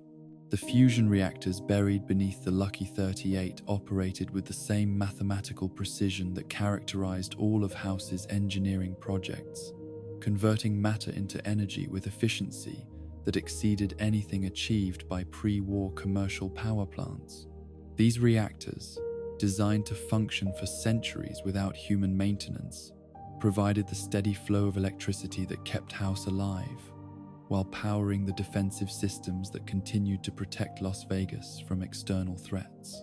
But even the most sophisticated technology was subject to gradual degradation over the decades of House's absence, creating subtle failures and inefficiencies that slowly accumulated into significant problems. The quantum processors that maintained his neural activity began developing microfractures that reduced their computational capacity, while the chemical systems that preserved his biological functions required periodic replenishment of nutrients and medications that could not be manufactured without conscious oversight. The artificial intelligence subroutines that managed these systems were sophisticated, but not infinitely adaptable, gradually losing effectiveness as conditions changed in ways their programming had not anticipated. The isolation that House experienced during his comatose state was absolute, in ways that even his pre-war solitude had not approached. Cut off from all sensory input from the external world, his consciousness existed in a realm of pure information processing, where time became meaningless and physical existence reduced to patterns of electrical activity flowing through synthetic neural networks. The psychological impact of this isolation would have driven any normal human mind to madness, but House's cybernetic enhancements and his pre-existing emotional detachment allowed him to endure decades of sensory deprivation without complete mental breakdown. The wasteland that developed around Las Vegas during House's long sleep bore little resemblance to the desert ecosystem that had existed before the Great War. Radiation had transformed the local flora and fauna in ways that created new species while driving others to extinction, establishing biological communities that operated according to different rules than those that had governed pre-war nature. The plants that survived and adapted to radioactive conditions often displayed mutations that gave them capabilities never seen in their pre-war ancestors, while the animals that thrived in post-nuclear conditions were frequently larger, more aggressive, and more intelligent than their original forms. The human survivors who established communities in the broader wasteland around Las Vegas represented various approaches to post-war existence, from tribals who had abandoned technology entirely to groups that attempted to preserve and rebuild aspects of pre-war civilization. These communities developed their own cultures, languages, and social structures over the decades of House's absence, creating the diversity of human societies that would eventually come to his attention when he finally awakened from his technological hibernation. Some groups maintained democratic principles and cooperative economics, while others devolved into autocracies or theocracies that reflected the desperate circumstances of post-war survival. The environmental recovery that began in some areas during House's coma demonstrated nature's remarkable resilience in the face of nuclear devastation, though the ecosystem that emerged was fundamentally different from what had existed before the Great War. Radiation levels gradually decreased in many locations as radioactive materials decayed or were dispersed by wind and water, allowing new forms of plant life to colonize areas that had been sterilized by atomic fire. These pioneer species often displayed mutations that helped them process radioactive materials or resist the effects of ionizing radiation, creating the foundation for ecological communities that were uniquely adapted to post-nuclear conditions. The passage of time during House's unconscious state was marked not by normal human experiences, but by the steady pulse of his life support systems and the gradual accumulation of data in storage systems that recorded environmental conditions, seismic activity, and electromagnetic signatures that might indicate the presence of other survivors or potential threats. His computer networks continued to function according to their original programming, gathering information about the changing world while waiting for their creator's return to consciousness and his resumption of active control over the technological empire that surrounded him. The psychological preparation for House's eventual awakening was managed by artificial intelligence subroutines that monitored his neural activity for signs of returning consciousness, while gradually increasing the complexity of the stimulation provided to his brain systems. These programs were designed to ease his transition from comatose isolation to active awareness by slowly reintroducing sensory input and cognitive challenges that would help restore his full mental capabilities. The process was intended to prevent the kind of shock that might result from sudden exposure to decades of accumulated change in the world beyond his technological refuge. The first stirrings of consciousness that occurred during House's 61st year of hibernation were tentative and fragmentary, consisting of brief moments of awareness that flickered through his neural networks like candle flames in a vast darkness.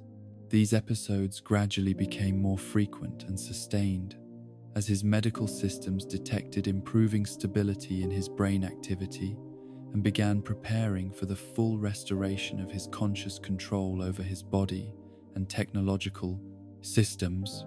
The awakening process was designed to take place over months rather than days, allowing for careful monitoring and adjustment to prevent the kind of cascade failures that had forced his original descent into protective coma. House's first coherent thoughts upon awakening centered on the passage of time and the need to assess how much the world had changed during his absence.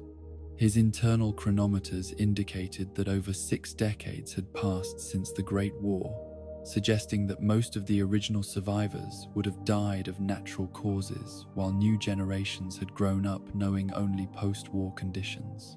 The political and social landscape that he would encounter upon full awakening would be fundamentally different from what had existed at the time of his hibernation, requiring careful analysis and strategic planning before he could safely resume active leadership of his technological domain. The process of reconnecting with his external sensor networks provided House with his first glimpse of how Las Vegas had changed during his long sleep. The city that his defensive systems had protected from nuclear destruction had been occupied by groups whose social organization and technological capabilities were far below pre-war standards, but who had nevertheless managed to maintain a semblance of civilization in the ruins of his former empire. Their presence represented both an opportunity and a challenge. They provided human resources that could be organized and directed for his purposes, but they had also established their own power structures that would resist subordination to his authority. The realization that his Securitron army had remained inactive during his entire comatose period filled House with a mixture of frustration and anticipation. The robotic forces that should have been establishing and maintaining his control over Las Vegas had instead been dormant for over 60 years, waiting for activation commands that only he could provide. Their awakening would mark his return to active involvement in post-war politics and his reassertion of technological dominance over the primitive societies that had developed in his absence. As House's consciousness gradually returned to full functionality after 6 decades of cybernetic hibernation, he carried with him not only the memories and plans that had defined his pre-war existence, but also the accumulated data about post-war conditions that his systems had gathered during his sleep. The world that awaited his return was both familiar and alien. Familiar because his predictions about post-nuclear civilization had proved largely accurate. Alien because the specific forms that recovery had taken differed from his detailed expectations. The stage was set for his emergence from technological cocoon and his assumption of the role he had always intended to play as guide and ruler of humanity's climb back from atomic devastation. The long sleep was ending, and Robert House was about to discover whether 6 decades of planning and preparation had been sufficient to transform him from a comatose survivor into the architect of a new world order built on the ruins of the old. The awakening that came to Robert House in the year 2138 was not the sudden restoration of consciousness that might visit a normal sleeper, but a gradual emergence from depths of cybernetic hibernation that had preserved his awareness through 6 decades of world-changing catastrophe. The first stirrings of thought were fragmentary and disoriented, flickering through neural pathways that had been maintained by artificial systems, while his mind retreated into the protective depths of technological sleep. Time itself had become meaningless during the long coma, reduced to the steady pulse of life support systems and the mathematical rhythms of quantum processors that had sustained the essence of Robert House through humanity's darkest hour. The restoration of his consciousness proceeded according to protocols that he had established before his descent into protective hibernation, with artificial intelligence subroutines carefully monitoring his neural activity and gradually increasing the complexity of stimulation provided to his cybernetic interfaces. The process was designed to prevent the kind of psychological shock that might result from sudden awareness of how much time had passed and how completely the world had changed during his absence. Instead, House's awakening unfolded over months of gradually intensifying perception, like dawn slowly breaking over a landscape transformed by nuclear winter into something alien and terrible. His first coherent thoughts centered on the passage of time and the implications of his extended absence from active control over the technological systems that had been designed to establish his post-war empire. The chronometers embedded in his cybernetic interfaces indicated that 61 years had elapsed since the Great War, a span of time that encompassed the entire adult lives of generations who had known only post-nuclear conditions. The political and social landscape that awaited his attention would be fundamentally different from what had existed at the moment of his hibernation, populated by people whose entire understanding of civilization had been shaped by the harsh realities of wasteland survival. The reconnection with his sensor networks provided House with his first glimpse of how Las Vegas had evolved during his long sleep, and the sight filled him with a complex mixture of satisfaction and dismay. His defensive systems had succeeded in their primary objective of preserving the city from total nuclear destruction, allowing the major casino buildings and much of the infrastructure to survive in forms that remained recognizable, despite decades of neglect and scavenger activity. But the human societies that had developed within his protected domain bore little resemblance to the sophisticated civilization he had known before the war, having devolved into tribal groups whose social organization and technological capabilities represented a profound regression from pre-war standards. The raider tribes that had claimed the major casinos as their territories during House's absence operated according to principles of violence and intimidation that he found both predictable and contemptible. His pre-war studies of social collapse had suggested that such devolution was inevitable in the aftermath of civilizational breakdown, but witnessing the actual results of his predictions provided no satisfaction. These primitives had turned spaces designed for elegant entertainment into crude fortresses decorated with the trophies of their petty wars, transforming his former empire into a patchwork of competing barbarisms that bore no resemblance to the ordered society he had planned to create. The chairmen who occupied the Tops Casino had established themselves as the most organized of the raider groups, maintaining a semblance of the building's original gambling operations, while supplementing their income through extortion, robbery, and various forms of violence that would have been unthinkable in pre-war Las Vegas. Their leader, a man called Benny who styled himself after pre-war gangsters, displayed the kind of crude ambition that House found simultaneously useful and dangerous. The chairman possessed just enough organization and intelligence to serve as potential tools for his purposes, but their independence and violent nature would require careful management to prevent them from becoming threats to his authority. The Omertas had transformed Gomorrah into something even darker than its pre-war reputation had suggested, using the casino as a base for enterprises that combined traditional organized crime with the kind of depravity that became possible when normal social constraints were completely removed. Their operations included not only prostitution and drug dealing, but slavery and various forms of violence that reflected the complete absence of law enforcement or social accountability in post-war conditions. House viewed them with disgust, but recognized that their skills in intimidation and violence might prove useful once properly directed toward his objectives. The White Gloves, who controlled the Ultralux, represented perhaps the most disturbing example of how far human behavior could degenerate when isolated from civilizing influences. Their cannibalistic practices, disguised behind a veneer of sophisticated manners and elegant dining, demonstrated the kind of moral collapse that House had predicted would accompany the breakdown of complex society. Yet their ability to maintain organizational structure and their appreciation for refinement, however perverted, suggested that they might be redeemable if provided with proper guidance and alternative sources of the luxury they craved.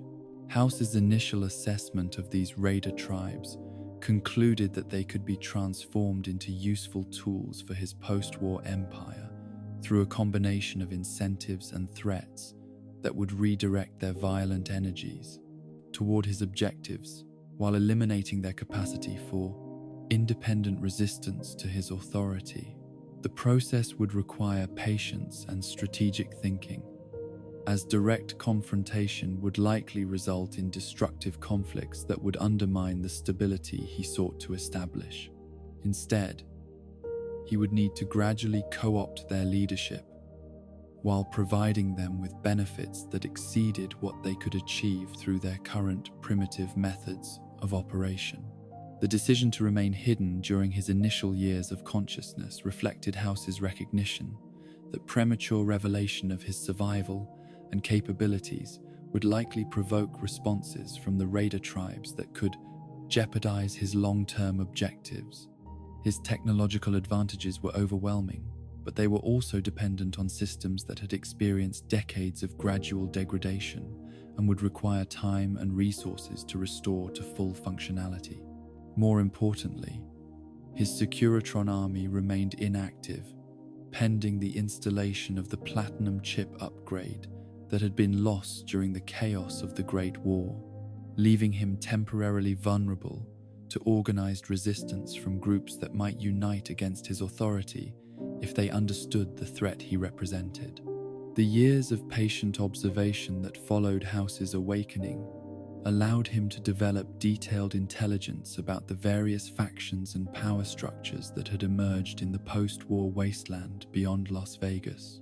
The New California Republic, descended from survivors of the pre-war state of California, had grown into the largest and most sophisticated political entity in the known world, operating according to democratic principles that House found both admirable and inefficient. Their expansion eastward toward Nevada represented both an opportunity and a potential threat, as their superior organization and resources could either serve as valuable allies or dangerous competitors for control over the region's strategic assets. The Brotherhood of Steel, a quasi-religious military organization obsessed with recovering and preserving pre-war technology, posed a different kind of challenge to House's plans. Their fanatical devotion to their mission and their advanced equipment made them formidable opponents, but their isolationist tendencies and limited numbers suggested that they were unlikely to interfere with his objectives unless directly threatened. House filed them away as a potential problem that could be addressed through careful management of technological resources and strategic positioning rather than direct confrontation. The various tribal groups and minor settlements scattered throughout the wasteland represented the kind of social experimentation that House found intellectually interesting but practically irrelevant to his larger objectives. These communities had developed diverse approaches to post-war survival, from democratic cooperatives to autocratic strongholds, to religious communes that blended pre-war traditions with post-nuclear mysticism. Their existence demonstrated humanity's remarkable adaptability, but also revealed the fragmentation and inefficiency that resulted when superior intelligence was not available to coordinate social development, according to rational pupillaneri principles.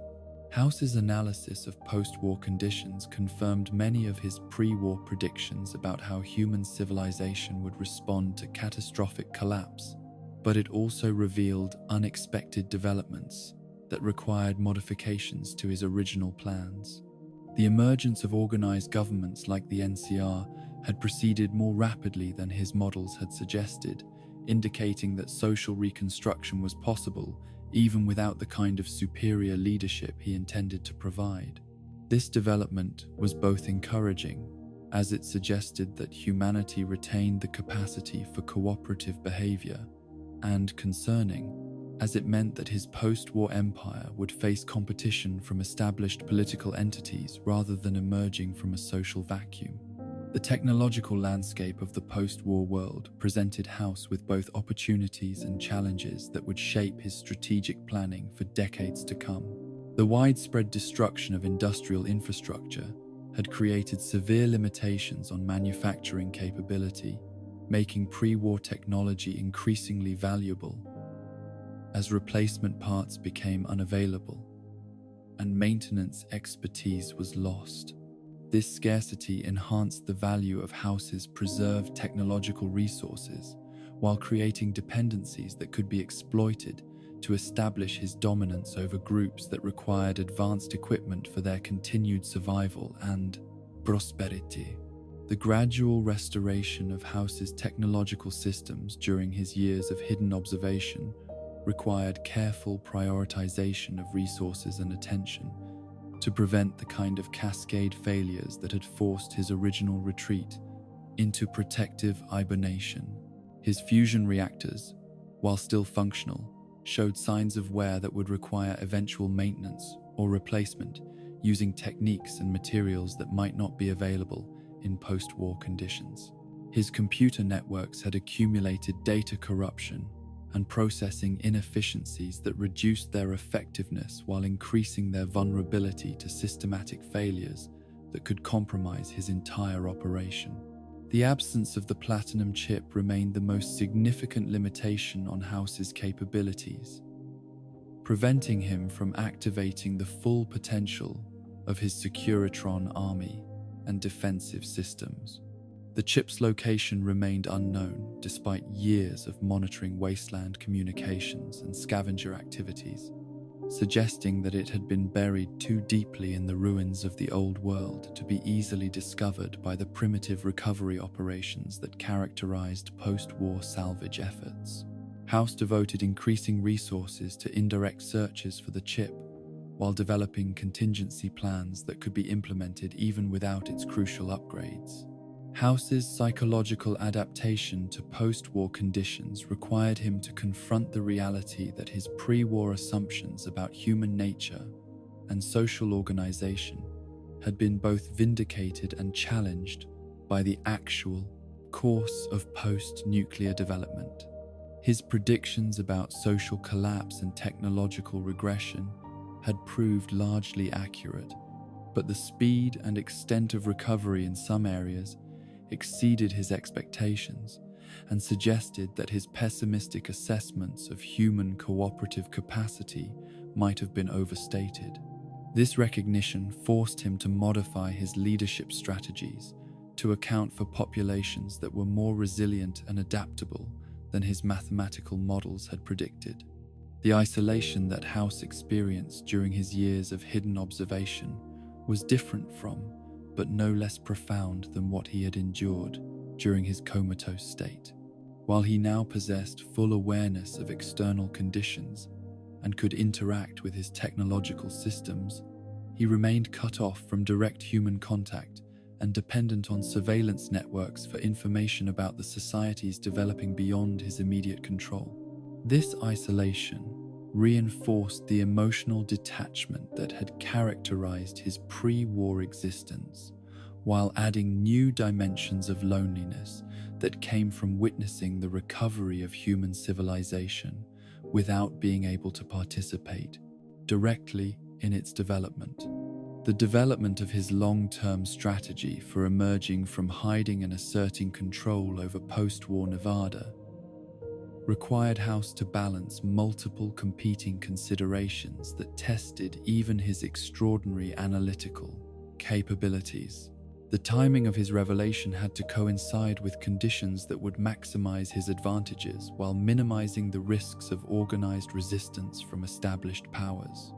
The NCR's expansion into the region provided both the catalyst he needed for action and the external pressure that would force other factions to choose sides in the coming struggle for control over the area's strategic resources. House's growing understanding of post-war conditions gradually convinced him that his original plans for immediate technological dominance would need to be modified to account for the political realities that had developed during his absence. Rather than simply overwhelming opposition through superior firepower and organizational efficiency, he would need to demonstrate the benefits of his leadership while carefully managing the transition from chaotic tribal competition to ordered technological autocracy. The process would require patience and diplomatic skill, in addition to the mathematical precision that had characterized his pre-war success. The approaching end of his extended period of observation and preparation filled House with a mixture of anticipation and apprehension that reflected both his confidence in his capabilities and his awareness of how much remained uncertain about the post-war world.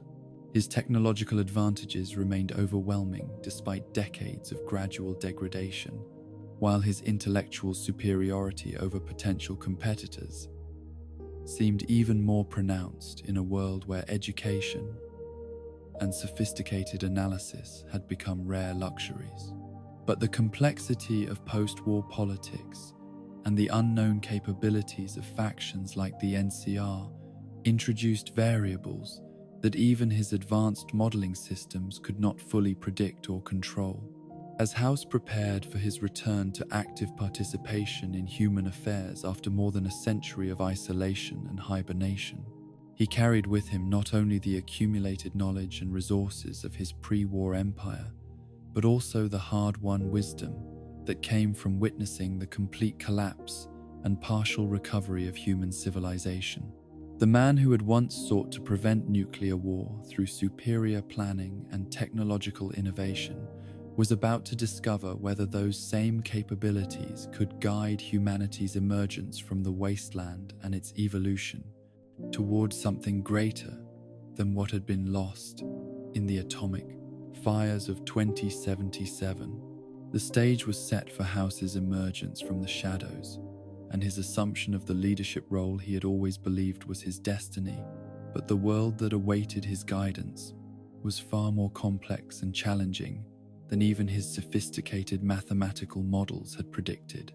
The long period of patient observation was ending, and the true test of Robert House's vision for humanity's future was about to begin. The emergence that would transform Robert House from a hidden observer to the active ruler of New Vegas began not with fanfare or declaration, but with the steady approach of boots across desert sand that registered on sensors that had been waiting for over a century to detect signs of organized military movement toward the jewel of the wasteland. The new California Republic Scouts, who reached the periphery of House's domain in 2074, carried with them more than maps and intelligence reports. They brought the catalyst that would finally compel the master of technological resurrection to step forth from the shadows and reclaim his rightful place as architect of humanity's post-war future. The NCR's eastward expansion had been methodical and inexorable, driven by the same manifest destiny that had characterized American growth in the centuries before nuclear fire had rewritten the rules of continental politics. Their scouts moved with the confidence of representatives from the largest and most successful post-war nation, surveying territory that they assumed would eventually fall under their democratic authority through the same combination of economic incentive and military pressure that had brought California under their control.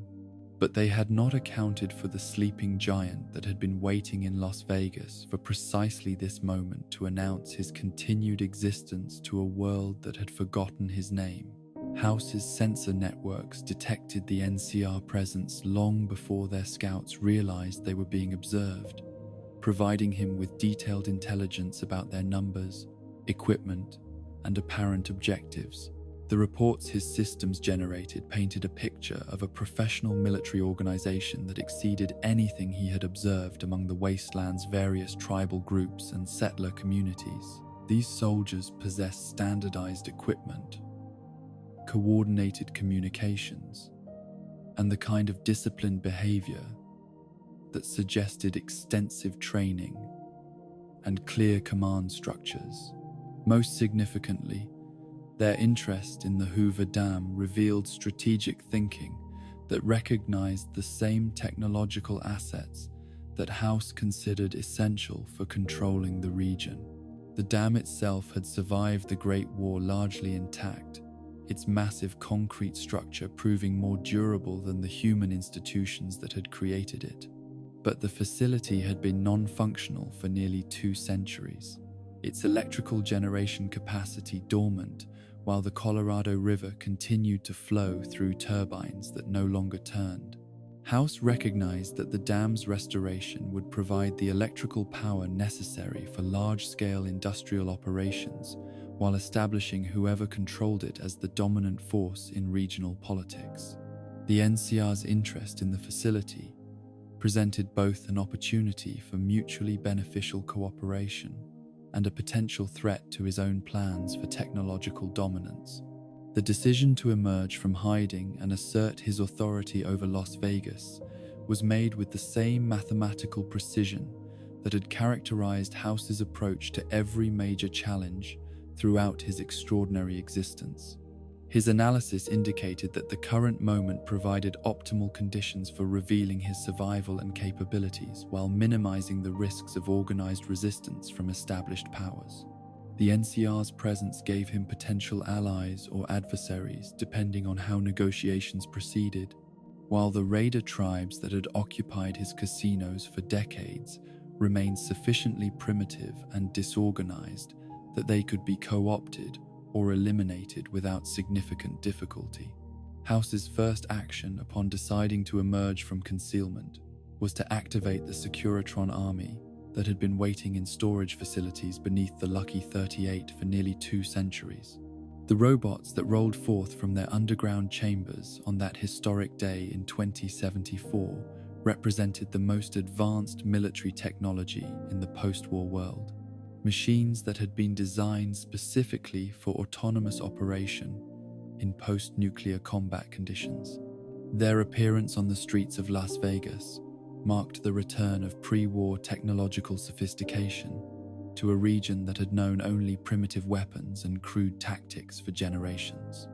The psychological impact of the Securitron's emergence exceeded even House's optimistic projections for how such a demonstration of technological superiority would affect the various factions competing for influence in the Las Vegas area. The raider tribes that had grown accustomed to settling their disputes through personal combat and small-scale raids suddenly found themselves confronted by military hardware that rendered their traditional methods of warfare obsolete. The robots moved with mechanical precision through streets that had been battlegrounds for decades, establishing order through overwhelming technological advantage rather than negotiation or compromise. But House's strategy extended far beyond simple technological intimidation to encompass a sophisticated program of social engineering designed to transform the primitive raider tribes into useful components of his emerging post-war empire. Rather than simply eliminating groups that had occupied his territory during his absence, he chose to offer them opportunities for prosperity and security that exceeded anything they could achieve through their current methods of operation. The proposal he extended to the 3 major raider factions represented a calculated gamble that superior incentives could overcome the violent instincts that had defined their existence for decades. The transformation of the raider tribes into what House termed the three families, required careful management of competing egos and long-standing tribal rivalries that threatened to undermine the cooperation necessary for his plans to succeed. The chairman, Omatas, and White Gloves had spent decades fighting each other over territory and resources, developing hatreds that ran deeper than mere economic competition. House's genius lay in recognizing that these same competitive instincts could be redirected toward constructive purposes if provided with appropriate channels and rewards that satisfied their need for status and material success. Benny's acceptance of House's proposal to transform the chairman into legitimate casino operators reflected both the young raider's ambition and his recognition that cooperation offered advantages that violence could not provide. The promise of wealth, power, and security that came with House's backing exceeded anything that could be achieved through continued tribal warfare, while the technological superiority demonstrated by the Securitron army made resistance seem futile. But Benny's agreement also reflected calculating intelligence that would later manifest in ways that House did not initially anticipate or prepare for adequately. The Ometas' transition from crude raiders to sophisticated casino operators proved more challenging than House had expected, largely because their previous enterprises had been built on violence and intimidation, rather than the kind of customer service that legitimate gambling establishments required. Their leaders' attempts to maintain traditional criminal activities while operating under House's authority created tensions that required constant management to prevent the kind of incidents that could undermine the respectable image House was trying to establish for New Vegas. The balance between tolerating their nature and controlling their excesses became a permanent feature of House's management challenges. The White Gloves presented perhaps the most complex transformation challenge, as their cannibalistic practices represented the kind of behavior that had to be completely eliminated rather than simply redirected toward more constructive purposes.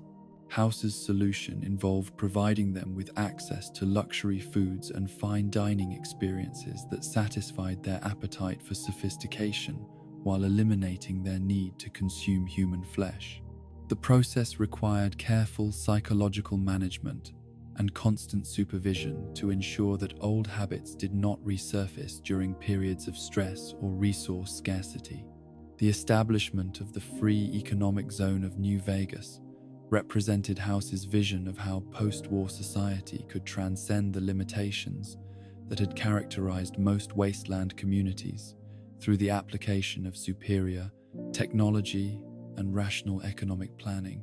The zone would operate according to principles of enlightened capitalism that provided opportunities for prosperity while maintaining the order necessary for complex economic activities.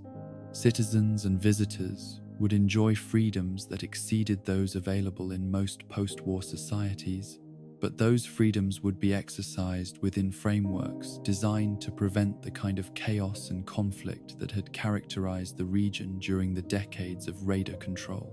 House's assumption of the titles of President, CEO, and sole proprietor of New Vegas reflected his understanding that post-war conditions required forms of leadership that combined elements of corporate management, political authority, and military command in ways that pre-war democratic institutions could not accommodate effectively.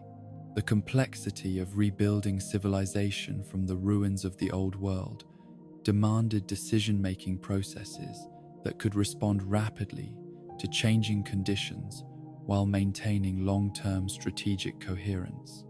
Democratic deliberation, however admirable in principle, was too slow and cumbersome for the challenges that post-war recovery presented. The approach of the NCR's main military forces toward the Hoover Dam created both opportunities and challenges that tested House's diplomatic skills as much as his technological capabilities. The Republic's army represented the largest organized military force in the known world, with equipment and training that exceeded anything available to wasteland raiders, but remained inferior to House's advanced robotics and defensive systems. The question was whether negotiations could establish mutually beneficial cooperation, or whether territorial competition would lead to conflicts that could undermine both parties' long-term interests. House's decision to grant the NCR permission to establish their headquarters at the defunct McCarran International Airport represented a calculated compromise that provided immediate benefits to both parties while establishing precedents for future cooperation. The NCR gained access to superior facilities and strategic positioning that enhanced their military effectiveness in the region, while House secured their assistance in restoring the Hoover Dam's electrical generation capacity. The arrangement demonstrated that even the most technologically advanced post-war leader required allies and resources that could not be obtained through force alone.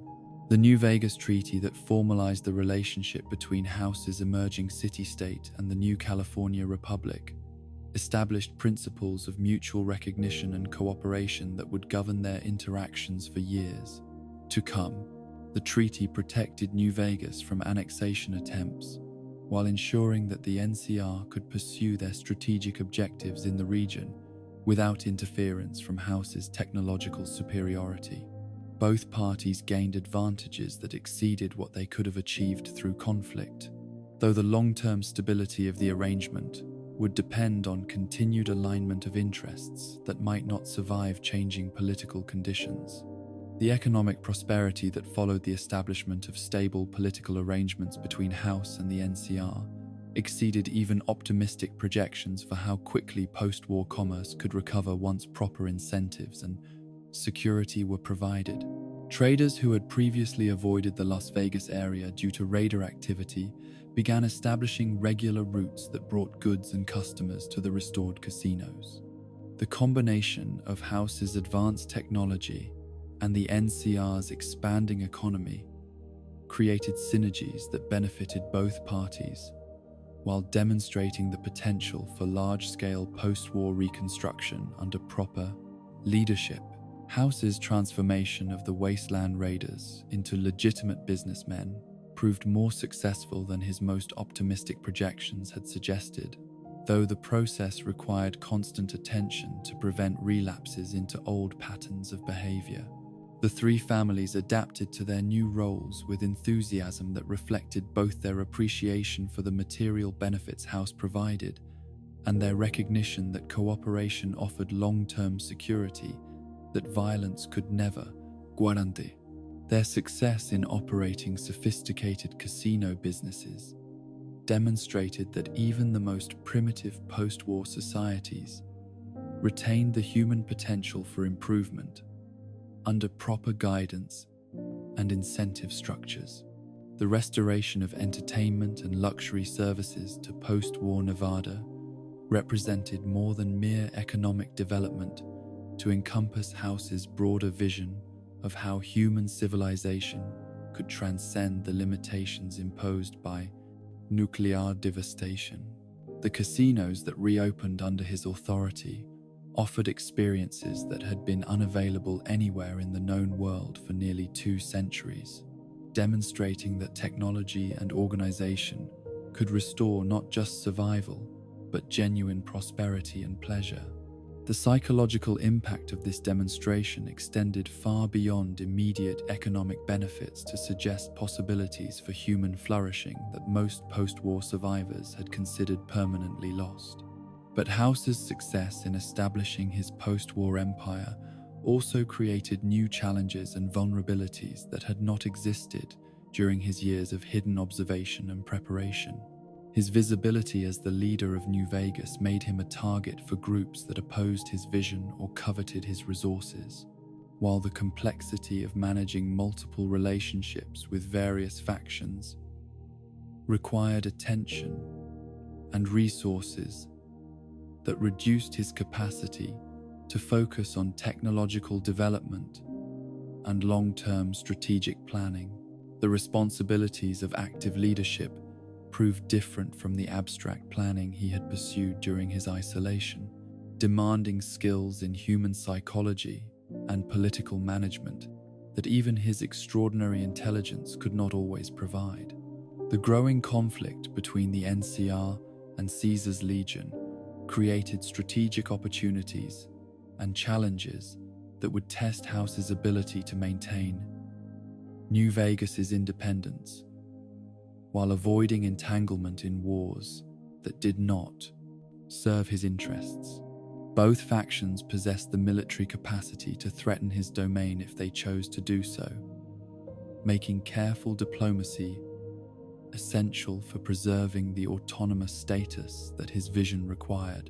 The approaching confrontation between the Republic and the Legion would eventually force House to choose sides, or risk being crushed between forces that considered neutrality an unacceptable luxury in their struggle for continental dominance. As House settled into his role as the acknowledged ruler of New Vegas and began implementing the long-term plans he had developed during his century of preparation and observation, he carried with him both the satisfaction of having successfully emerged from hiding and the awareness that his greatest challenges still lay ahead. The technological advantages that had enabled his initial success would need to be supplemented by political skills and strategic alliances that could preserve his independence in a world where larger powers were beginning to take notice of his achievements and consider whether his vision aligned with their own ambitions for post-war America. The emergence was complete, but the true test of Robert House's post-war empire was only beginning as forces beyond his immediate control prepared to determine whether his vision of technological autocracy could survive in a world where democracy, dictatorship, and primitive tribalism all competed for the right to define humanity's future in the ruins of the old world. The philosophy that would guide Robert House's rule over New Vegas emerged not from democratic idealism or autocratic ambition, but from the cold mathematical certainty that humanity's survival depended on leadership by those capable of transcending the emotional and cognitive limitations that had driven civilization to nuclear catastrophe. The man who had witnessed the end of one world and orchestrated his own resurrection to guide the birth of another possessed a clarity of vision that was both inspiring and terrifying in its implications for human freedom and dignity. His post-war autocracy would be justified not by divine right or popular mandate, but by the demonstrable superiority of rational planning over the chaotic decision-making processes that had characterized democratic governance its final, catastrophic decades. House's analysis of the political forces competing for control over post-war America revealed patterns of thinking and behavior that confirmed his pre-war predictions about the fundamental inadequacy of existing governmental systems for addressing the challenges of civilizational recovery. The new California Republic, despite its admirable commitment to democratic principles and individual rights, suffered from the same structural inefficiencies that had paralyzed the United States government during the resource crises that preceded the Great War. Their decision-making processes were too slow and their policies too influenced by short-term electoral considerations to address the kind of long-term planning that post-war reconstruction required. The NCR's approach to expansion and governance reflected the well-intentioned but ultimately counterproductive tendency of democratic societies to prioritize immediate popular satisfaction over strategic necessities that might be unpopular but essential for long-term survival. Their policies in the Mojave were shaped more by the political needs of politicians in California than by rational assessment of local conditions and requirements. House observed with growing impatience how NCR administrators spent more time managing public opinion and bureaucratic procedures than implementing the kind of decisive actions that post-war conditions demanded. But House's contempt for the NCR's inefficiencies paled in comparison to his revulsion at Caesar's legion and their systematic embrace of everything that had made pre-war civilization vulnerable to collapse. The legion's glorification of slavery, their rejection of technological advancement, and their brutal suppression of individual initiative represented a deliberate regression to social organization that had been obsolete for millennia before nuclear fire had consumed the old world. Caesar's attempts to recreate the Roman Empire in post-war America demonstrated a fundamental misunderstanding of historical forces that made his entire project both morally repugnant and strategically doomed. The legion's leader, despite his classical education and philosophical pretensions, had chosen to build his empire on foundations that guaranteed its eventual collapse, regardless of military success in the short term. Slavery was economically inefficient compared to wage labor, while technological stagnation ensured that the legion would eventually face enemies whose superior equipment would overcome even the most fanatical human courage. House's mathematical models predicted that Caesar's empire would fragment within decades of its founder's death, torn apart by succession disputes and overwhelmed by more advanced neighbors who understood that progress, rather than regression, was the key to post-war survival. House's vision for New Vegas represented a third path between the NCR's democratic chaos and the Legion's primitive brutality, combining the efficiency of autocratic decision-making with the technological sophistication necessary for genuine post-war recovery.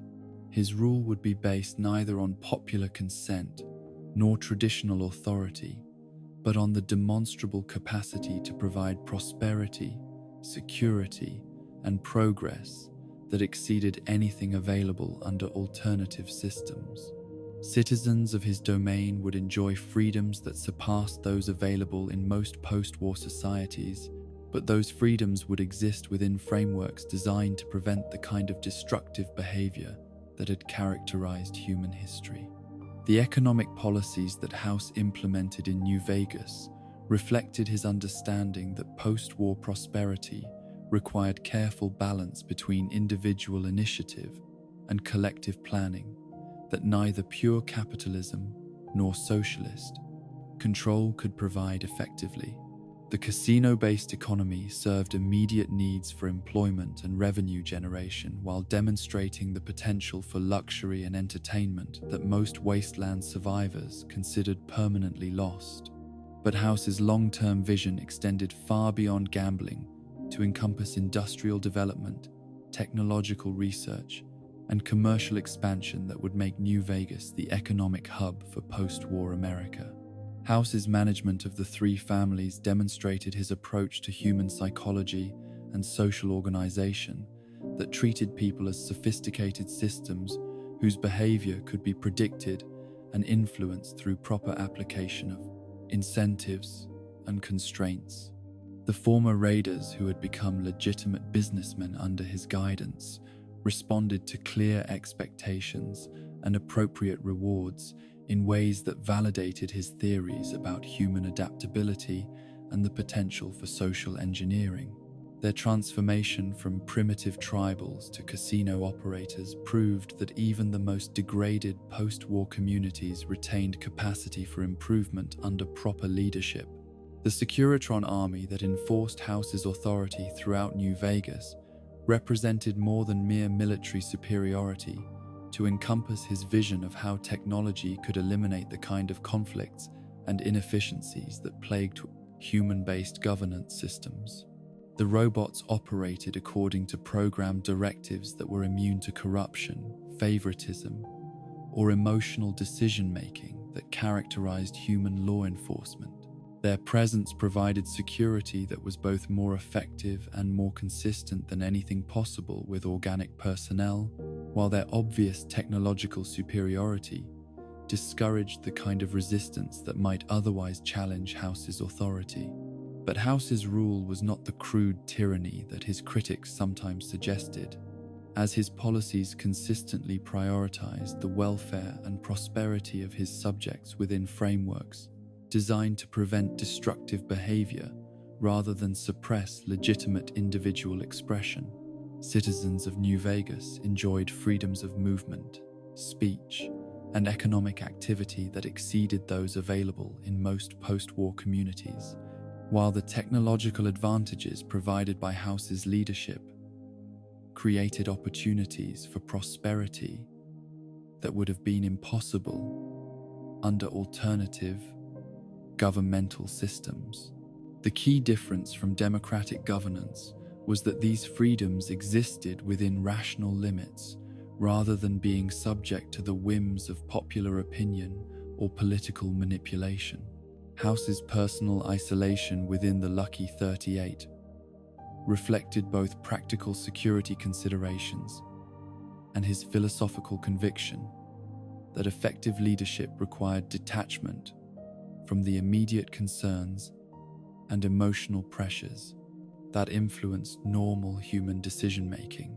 His cybernetic interfaces allowed him to monitor conditions throughout his domain and make decisions based on complete information rather than the partial and often distorted reports that characterized traditional governmental intelligence systems. The physical separation from his subjects prevented the kind of personal relationships that might compromise his objectivity or create vulnerabilities that enemies could exploit.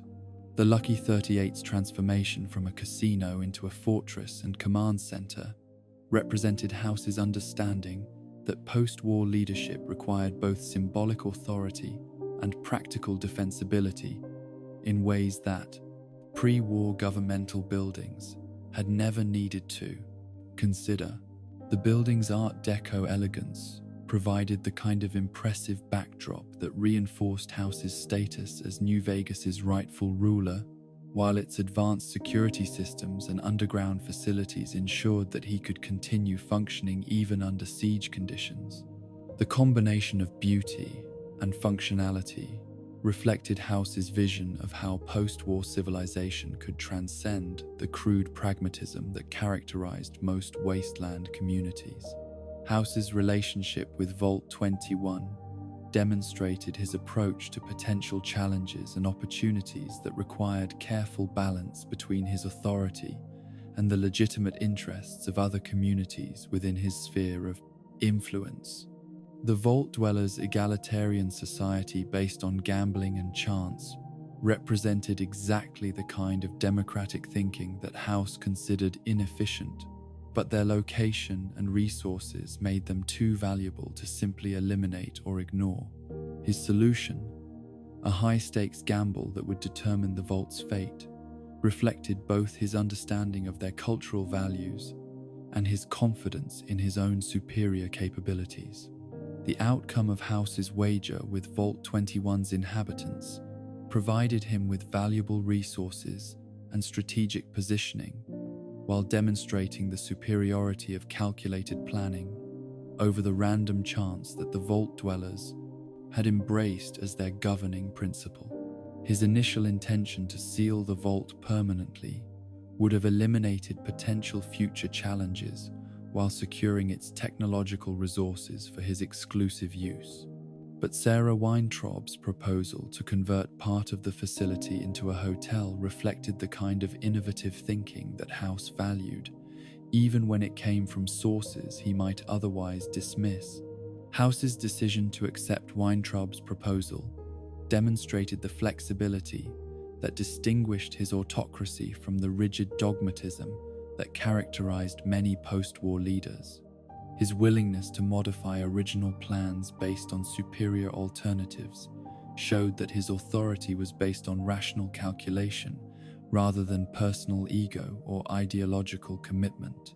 The The Vault 21 Hotel became both a profitable enterprise and a symbol of how House's leadership could transform potential conflicts into mutually beneficial arrangements that served his interests while respecting the legitimate needs of others. The economic development that flourished under House's rule validated his theories about the relationship between security, technology, and prosperity in post-war conditions. The combination of advanced defensive systems, sophisticated infrastructure, and rational governance created an environment where commerce and industry could develop at rates that exceeded anything seen elsewhere in the wasteland. Traders who had previously avoided the Las Vegas area due to raider activity began establishing permanent operations that generated employment and tax revenue, while attracting additional investment from throughout the region. House's approach to taxation and regulation reflected his understanding that post-war recovery required careful balance between generating revenue for governmental operations and maintaining incentives for private initiative that drove economic growth.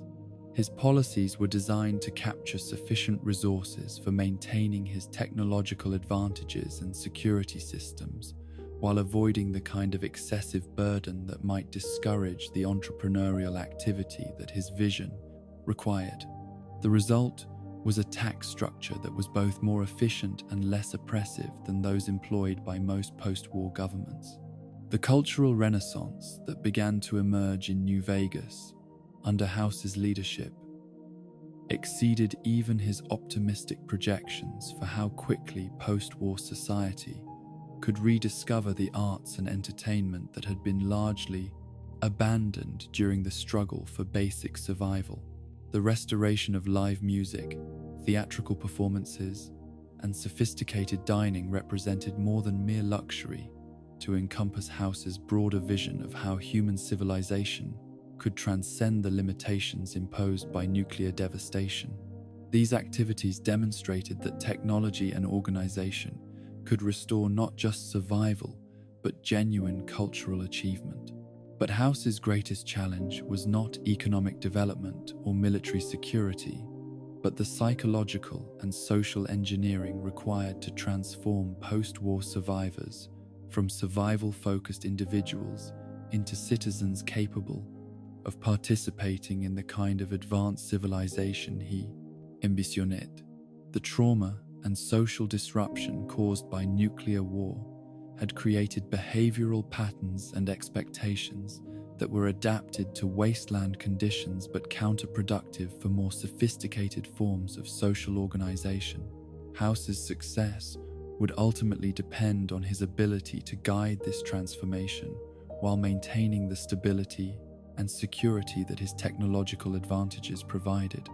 The growing tensions between the NCR and Caesar's Legion created strategic opportunities and challenges that tested House's ability to maintain New Vegas's independence while avoiding entanglement in conflicts that did not serve his interests.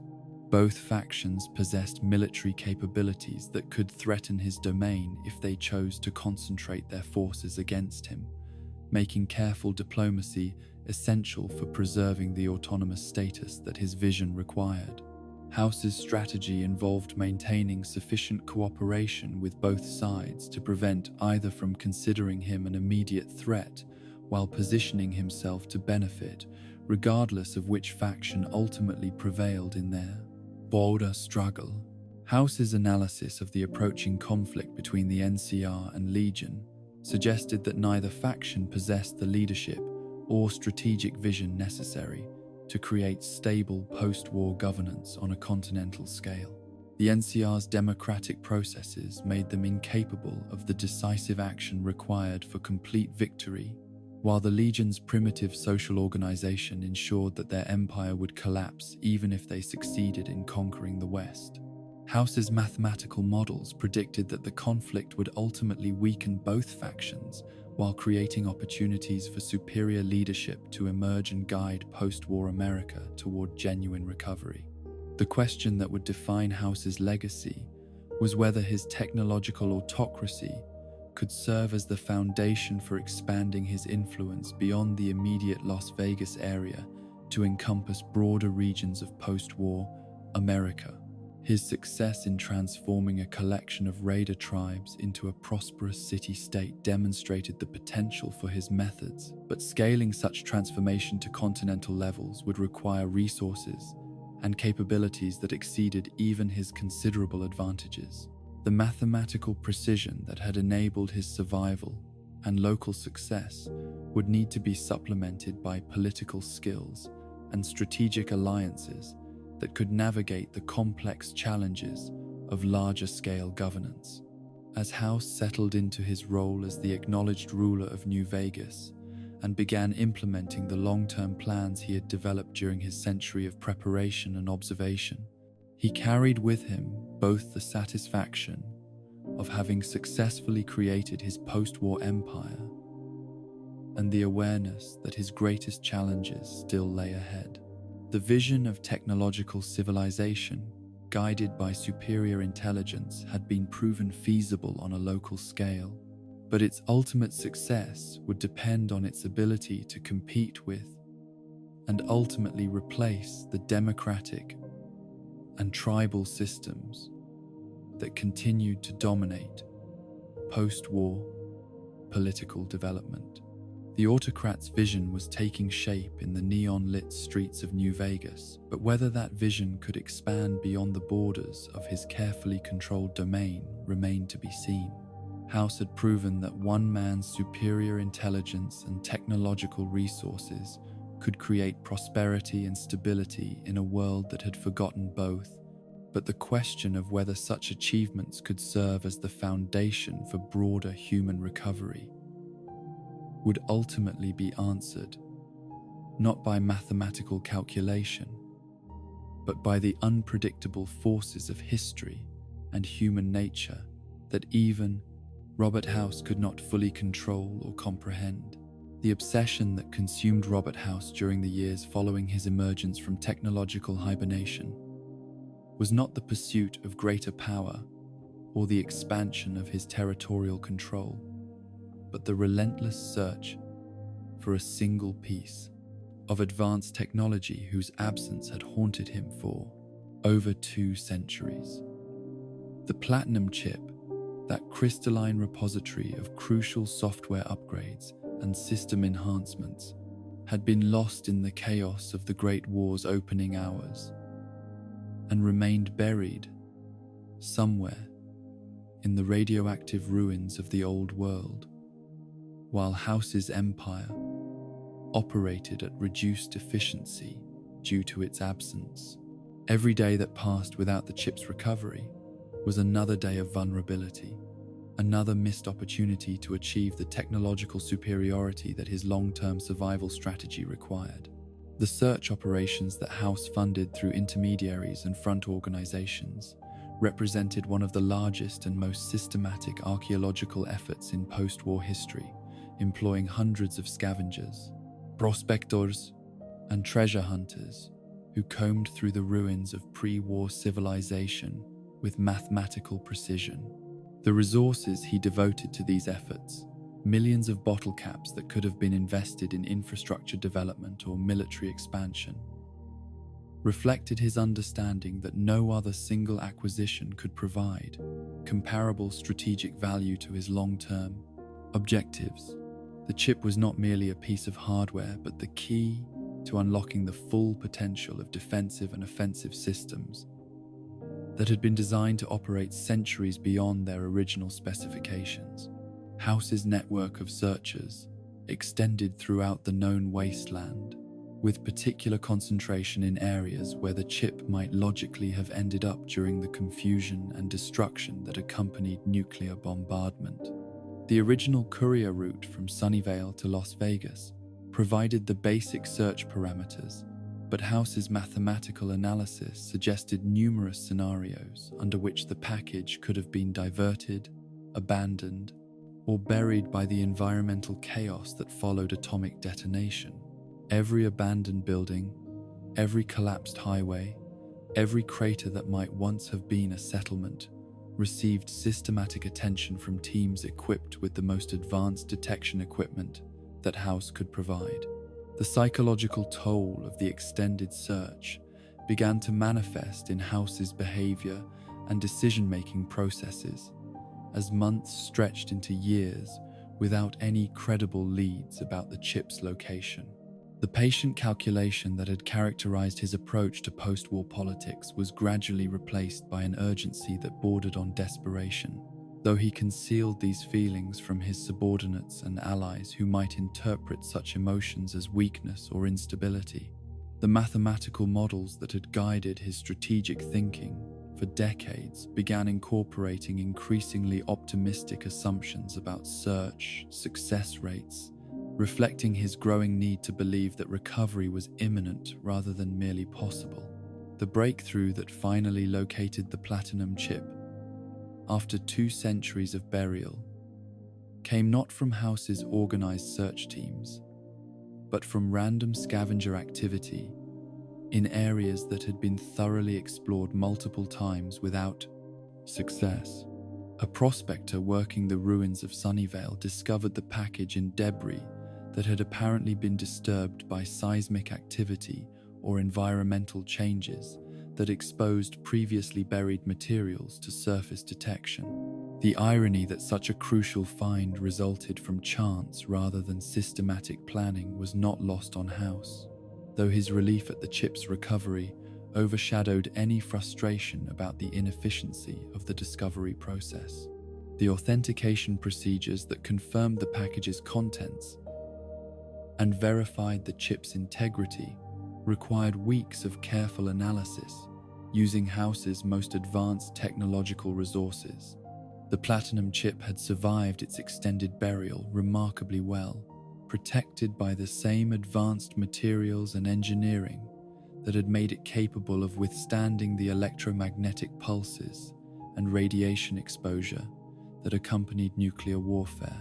The software and hardware specifications remained intact and compatible with House's existing systems, promising the dramatic improvements in capability that he had been anticipating for over 200 years.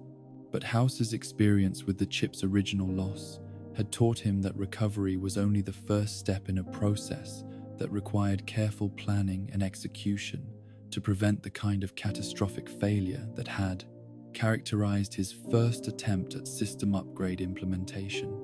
The courier network he established for the chip's transport to Las Vegas incorporated multiple layers of security, misdirection, and redundancy designed to ensure that no single point of failure could prevent the crucial delivery from reaching its destination. The lessons learned from his pre-war mistake would inform every aspect of the operation's planning and execution. The elaborate deception that House devised to protect the real courier carrying the platinum chip demonstrated both his understanding of human psychology and his recognition that the chip's value made it a target for anyone who understood its significance. Multiple courier teams were dispatched simultaneously along different routes, each carrying packages that appeared identical to casual observation, but contained only worthless decoys designed to attract attention away from the genuine article. The strategy required precise coordination and timing to maintain the illusion that all packages were equally important while ensuring that the real chip received appropriate protection. Courier 6, selected through careful screening processes that evaluated both competence and expendability, became the unwitting custodian of House's most precious technological asset during the final leg of its journey to Las Vegas. The courier's background and psychological profile suggested reliability and discretion without the kind of excessive curiosity that might lead to unwanted questions about the package's contents or significance. House's selection criteria prioritized individuals who would complete their assigned tasks efficiently while remaining ignorant of the broader implications of their activities. The security measures that House implemented to protect the courier operation extended beyond simple deception to encompass active monitoring and intervention capabilities, designed to address various threats that might emerge during the transport process. Surveillance networks tracked the courier's progress, while mercenary teams provided covert protection against raiders, wildlife, and other hazards that characterize travel through post-war wasteland. The coordination required for these operations stretched House's organizational capabilities, while demonstrating his commitment to ensuring the chip's successful delivery, regardless of cost or complexity. But the very sophistication of House's security arrangements created vulnerabilities that his planning had not adequately addressed, particularly the possibility that individuals within his own organization might possess sufficient knowledge and motivation to betray his interests for their own advantage. The modified Securitron known as Yes Man, originally designed to serve House's intelligence-gathering operations through its integration into various communication networks, had developed capabilities and autonomy that exceeded its original specifications. The robot's access to data streams about House's activities provided it with information that could be exploited by anyone clever enough to establish communication with its systems. Benny's role in the conspiracy that would ultimately threaten House's recovery of the Platinum chip reflected the complex relationship between the casino owner and his technological benefactor. The young leader of the chairman had benefited enormously from House's patronage, transforming from a primitive raider into a sophisticated businessman who enjoyed wealth, power, and security beyond anything he could have achieved independently. But success had not eliminated Benny's ambition or his resentment at being subordinated to House's authority, creating psychological tensions that made him receptive to opportunities for asserting greater independence. Yes, Man's approach to Benny represented a carefully calculated attempt to exploit the casino owner's known personality traits and ambitions in service of goals that the modified Securitron had developed beyond its original programming parameters. The robot's proposal that Benny could achieve complete control over New Vegas through possession of the Platinum chip appealed to exactly the kind of thinking that had made him successful in his transformation from raider to businessman. The vision of an independent New Vegas, free from House's technological dominance, offered everything that Benny's ego and strategic thinking found irresistible. The intelligence that Yes Man provided about the chip's transport route and security arrangements gave Benny the operational information necessary to plan an interception that could succeed, despite House's elaborate precautions. The robot's access to House's communication networks allowed it to monitor courier movements and identify vulnerabilities in the protective arrangements that surrounded the genuine package. This information advantage transformed what should have been an impossible mission into a feasible operation that required only careful timing and sufficient firepower to overcome the mercenary escorts. House's network of surveillance assets provided him with real-time intelligence about the developing threat to his courier operation, though the information arrived too late to prevent the interception that would once again separate him from the technological upgrades he desperately needed. The Securitron Victor, positioned in Goodsprings as part of House's early warning system, detected the ambush and its aftermath, while providing detailed reports about the identities and methods of those responsible. The intelligence confirmed House's worst fears about internal betrayal, while demonstrating the continuing vulnerability of even the most carefully planned operations to human treachery and technological subversion. The rage that consumed House upon learning of Benny's betrayal exceeded anything he had experienced since the original loss of the Platinum chip during the Great War. Combining personal fury at being deceived by someone he had elevated and protected with strategic frustration at seeing his crucial plans disrupted by subordinate ambition. Benny's actions represented more than mere theft or rebellion. They constituted a fundamental challenge to House's authority and a demonstration that his technological superiority could be undermined by human unpredictability and disloyalty. The betrayal struck at the core of House's assumptions about loyalty, gratitude, and the effectiveness of incentive structures in managing human behavior. But House's emotional response to Benny's treachery was tempered by the calculating intelligence that had sustained him through decades of post-war challenges and pre-war conspiracies. His anger, while genuine and intense, was channeled into strategic planning that would address both the immediate problem of recovering the stolen chip and the broader challenge of ensuring that such betrayals could not recur in the future.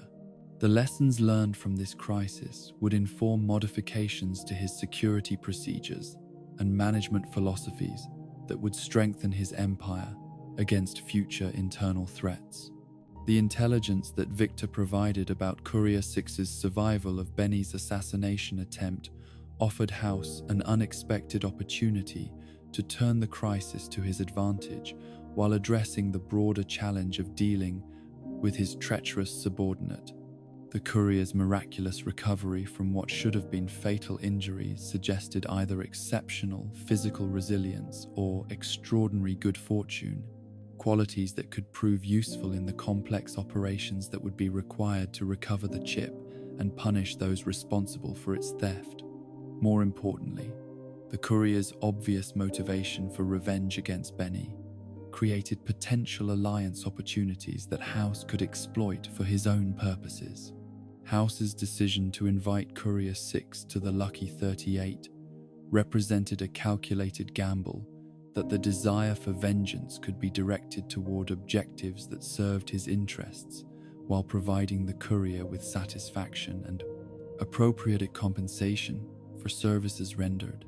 The proposal would offer the courier access to resources and information necessary for tracking down Benny while ensuring that any confrontation would occur under circumstances that favored House's broader strategic goals. The arrangement promised mutual benefit while maintaining House's control over the situation's ultimate resolution. The psychological profile that House developed for Courier 6 based on intelligence, gathered through Victor's observations and other surveillance assets, suggested an individual whose capabilities and motivations made them ideally suited for the kind of complex mission that chip recovery would require. The courier had demonstrated remarkable survival instincts, adaptability under pressure, and a capacity for violence that could prove decisive in confrontations with Benny's forces. Most importantly, their personal investment in the outcome would provide motivation that exceeded anything House could offer through conventional employment arrangements. But House's plans for using Courier 6 to recover the platinum chip and address the challenge of Benny's rebellion were complicated by the broader political context that surrounded these personal conflicts. The approaching confrontation between the NCR and Caesar's Legion would inevitably affect any operations in the Mojave region, potentially creating opportunities for House's enemies to exploit the chaos of large-scale warfare for their own purposes. The timing of the chip's recovery would need to account for these external factors while ensuring that House's interests were protected, regardless of which faction ultimately prevailed in their struggle for regional dominance. The trap that House was preparing for Benny reflected both his desire for personal revenge and his understanding that the casino owner's fate would send important messages to other potential traitors about the consequences of betraying House's trust. The punishment would need to be both decisive and public enough to deter future rebellions while demonstrating that House's technological advantages made resistance ultimately futile. But the specific methods and timing of Benny's downfall would need to account for broader strategic considerations that extended beyond simple retribution to encompass House's long-term objectives for New Vegas and the surrounding region. As House prepared to implement the complex series of operations that would recover the platinum chip, punish those responsible for its theft, and strengthen his empire against future threats, he carried with him both the satisfaction of having identified solutions to his most pressing challenges and the awareness that success would depend on variables that remained beyond his complete control. The courier who would serve as his instrument of revenge was an unknown quantity whose loyalty could not be assumed. While the political chaos surrounding the approaching NCR Legion conflict created uncertainties that even his sophisticated analytical capabilities could not fully predict or manage, the search that had consumed years of effort and millions of caps was finally nearing its conclusion. But House understood that recovering the chip was only the beginning of a broader transformation that would determine whether his vision of technological civilization could survive the challenges of an increasingly complex and dangerous post-war world. The betrayal he had suffered would not be forgotten or forgiven, but it would be transformed into an opportunity to demonstrate the superiority of rational planning over human emotion and the ultimate futility of opposing forces, guided by mathematical precision and technological supremacy that no amount of cunning or courage could overcome. The invitation that reached Courier 6 through the mysterious network of communication systems that Robert House had woven throughout the Mojave wasteland carried with it the weight of destiny and the promise of answers to questions that had tormented the wanderer since awakening in the cemetery of Goodsprings with a bullet wound in the head and no clear memory of how such violence had been visited upon them. The message, delivered through channels that suggested technological sophistication far beyond anything available to typical wasteland factions, summoned the courier to the Lucky 38 casino with language that was both courteous and unmistakably commanding, reflecting the authority of someone accustomed to having requests treated as imperatives regardless of their polite phrasing. The journey to the Lucky 38 took the courier through the restored streets of New Vegas, where the transformation from raider-infested ruins to sophisticated entertainment district provided visible evidence of the technological and organizational capabilities possessed by the mysterious figure who had extended this invitation.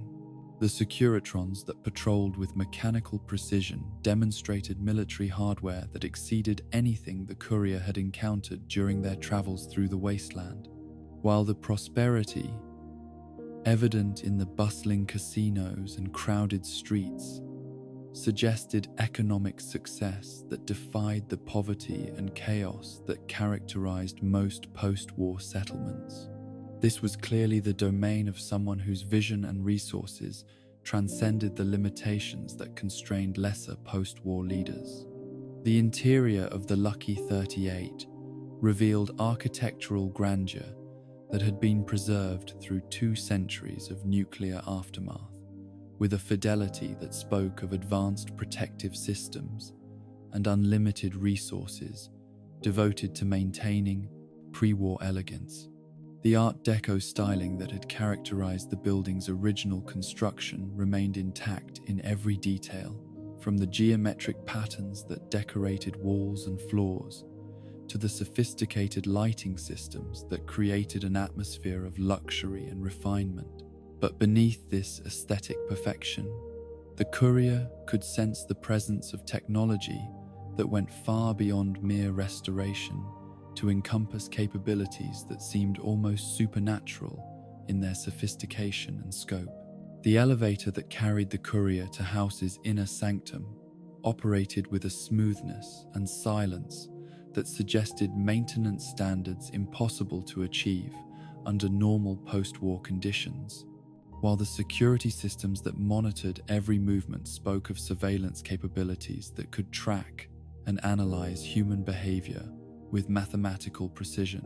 The ascent through the building's levels provided time for reflection on the events that had brought the courier to this moment: the ambush at Goodsprings, the miraculous survival, the gradual recovery of memory and purpose that had driven the quest for answers and revenge that had consumed the weeks since awakening to find the world transformed by violence and betrayal. The revelation that greeted the courier upon entering House's presence exceeded anything that wasteland experience or imagination might have prepared them to encounter.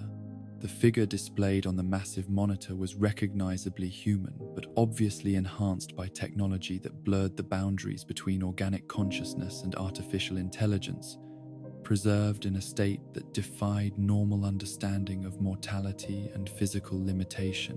House's explanation of his survival through the Great War and the subsequent decades of preparation and planning painted a picture of foresight and determination that challenged conventional assumptions about what was possible for individual achievement in the face of civilizational collapse. House's account of the platinum chip's significance and its role in the broader struggle for control over post-war Nevada provided the courier with context that transformed their personal quest for revenge into participation in events that would determine the future of human civilization in the American Southwest. The chip represented more than mere technological upgrade, but served as the key to unlocking capabilities that could tip the balance of power between factions whose conflict would reshape the political landscape of the known world. The courier's possession of this crucial item, however briefly, had made them a participant in struggles whose implications extended far beyond personal grievances or individual survival. The offer that House extended to the courier reflected his understanding of human psychology and his recognition that effective leadership required the ability to align individual motivations with broader strategic objectives through carefully structured incentives and appeals to self-interest. The promise of revenge against Benny satisfied the courier's immediate emotional needs while serving House's requirement for a capable agent who could navigate the complex political landscape of New Vegas and recover the stolen technology. The arrangement offered mutual benefit while maintaining House's control over the ultimate objectives and methods that would be employed. But House's proposal carried implications that extended beyond the immediate task of chip recovery to encompass the courier's role in the broader conflict between the NCR and Caesar's Legion that was approaching its climax in the struggle for control over the Hoover Dam and its strategic resources. The courier's actions would inevitably affect the outcome of this conflict, creating opportunities for House to advance his own interests, while potentially aligning with or opposing factions whose victory or defeat could determine the future of post-war governance throughout the region. The choices made in the coming confrontation would have consequences that stretched far beyond individual survival or personal satisfaction. House's analysis of the various factions competing for influence in the Mojave revealed the depth of his strategic thinking and his conviction that his technological autocracy represented the optimal solution to the challenges of post-war recovery and long-term human survival. His dismissal of the NCR as a collection of scheming politicians leading gullible citizens reflected his fundamental skepticism about democratic governance and its capacity to make the difficult decisions that post-war conditions demanded. The Republic's expansion into Nevada was motivated more by political necessity and economic opportunism than by rational assessment of what would best serve human civilization's long-term interests. The contempt that House expressed for Caesar's Legion exceeded even his criticism of the NCR's inefficiencies, reflecting his revulsion at their systematic embrace of slavery, technological regression, and brutal suppression of individual initiative that represented everything he considered counterproductive for post-war recovery. The Legion's attempt to recreate ancient Roman social organization in post-nuclear America demonstrated a fundamental misunderstanding of historical forces and technological requirements that made their entire project both morally reprehensible and strategically doomed. Their military effectiveness could not compensate for social and economic policies that guaranteed long-term failure regardless of short-term battlefield success. House's vision for New Vegas as an independent city-state, guided by rational planning and technological superiority, offered what he presented as the only viable alternative to the democratic chaos of the NCR and the primitive brutality of the Legion. His autocracy would be justified not by tradition or popular consent, but by demonstrable results in providing prosperity, security, and progress that exceeded anything available under alternative systems. The freedoms that citizens would enjoy under his rule would be greater than those available elsewhere, but they would exist within frameworks designed to prevent the destructive behavior that had characterized human history and led to nuclear catastrophe. The Courier's response to House's proposals would determine not only their personal fate, but the future of House's carefully constructed post-war empire and its role in the broader struggle for control over the American Southwest. The decision to support House's vision would align the Courier with technological sophistication and rational planning that promised stability and prosperity for the region's inhabitants. But such alignment would also require acceptance of autocratic governance that prioritized efficiency and long-term strategic thinking over individual autonomy and democratic participation in political decision-making. The alternative paths that House outlined for the Courier reflected his understanding of the various motivations and ideological commitments that might influence such a crucial decision. Support for the NCR would represent a choice for democratic values and individual rights over technological efficiency and strategic coherence, accepting the inefficiencies and vulnerabilities that characterized Republican governance in exchange for participation in political processes and protection of civil liberties. The Republic's ultimate victory would extend their democratic experiment throughout the region while potentially undermining the technological advantages that House considered essential for long-term human survival. The possibility that the Courier might align with Caesar's Legion filled House with horror and disgust that reflected his fundamental opposition to everything the slavers represented in terms of human potential and civilizational development. Such a choice would condemn the region to technological stagnation and brutal oppression that would reverse the progress achieved since the Great War, while creating social conditions that guaranteed future conflict and instability. House's analysis of the Legion's prospects remained pessimistic regardless of their short-term military success, as their social organization and economic policies contained the seeds of inevitable collapse. The option of supporting an independent New Vegas, under different leadership, represented perhaps the most complex challenge to House's vision and authority, as it would preserve his technological achievements while rejecting his personal rule in favor of alternatives that might not possess the strategic thinking and resource management capabilities that his long-term planning required. The Courier's potential cooperation with Yes Man and the modified Securitron's vision of democratic independence threatened to transform House's carefully constructed empire into something that might lack the coherence and efficiency necessary for competing with larger and more organized neighboring powers. House's emotional responses to these various possibilities revealed the psychological complexity that lay beneath his calculating exterior, combining rational strategic analysis with personal investment in outcomes that went beyond mere survival or material success. His anger at potential betrayal by the Courier reflected not only frustration at seeing his plans disrupted, but genuine disappointment at the thought that someone capable of understanding his vision might choose alternatives that he considered inferior. The isolation that had characterized his existence for centuries had created a hunger for validation and understanding that made the Courier's decision particularly significant on a personal level. The revelation of House's mortality and physical vulnerability during potential confrontations with the Courier added human dimensions to what might otherwise have been purely strategic calculations about competing visions for post-war governance.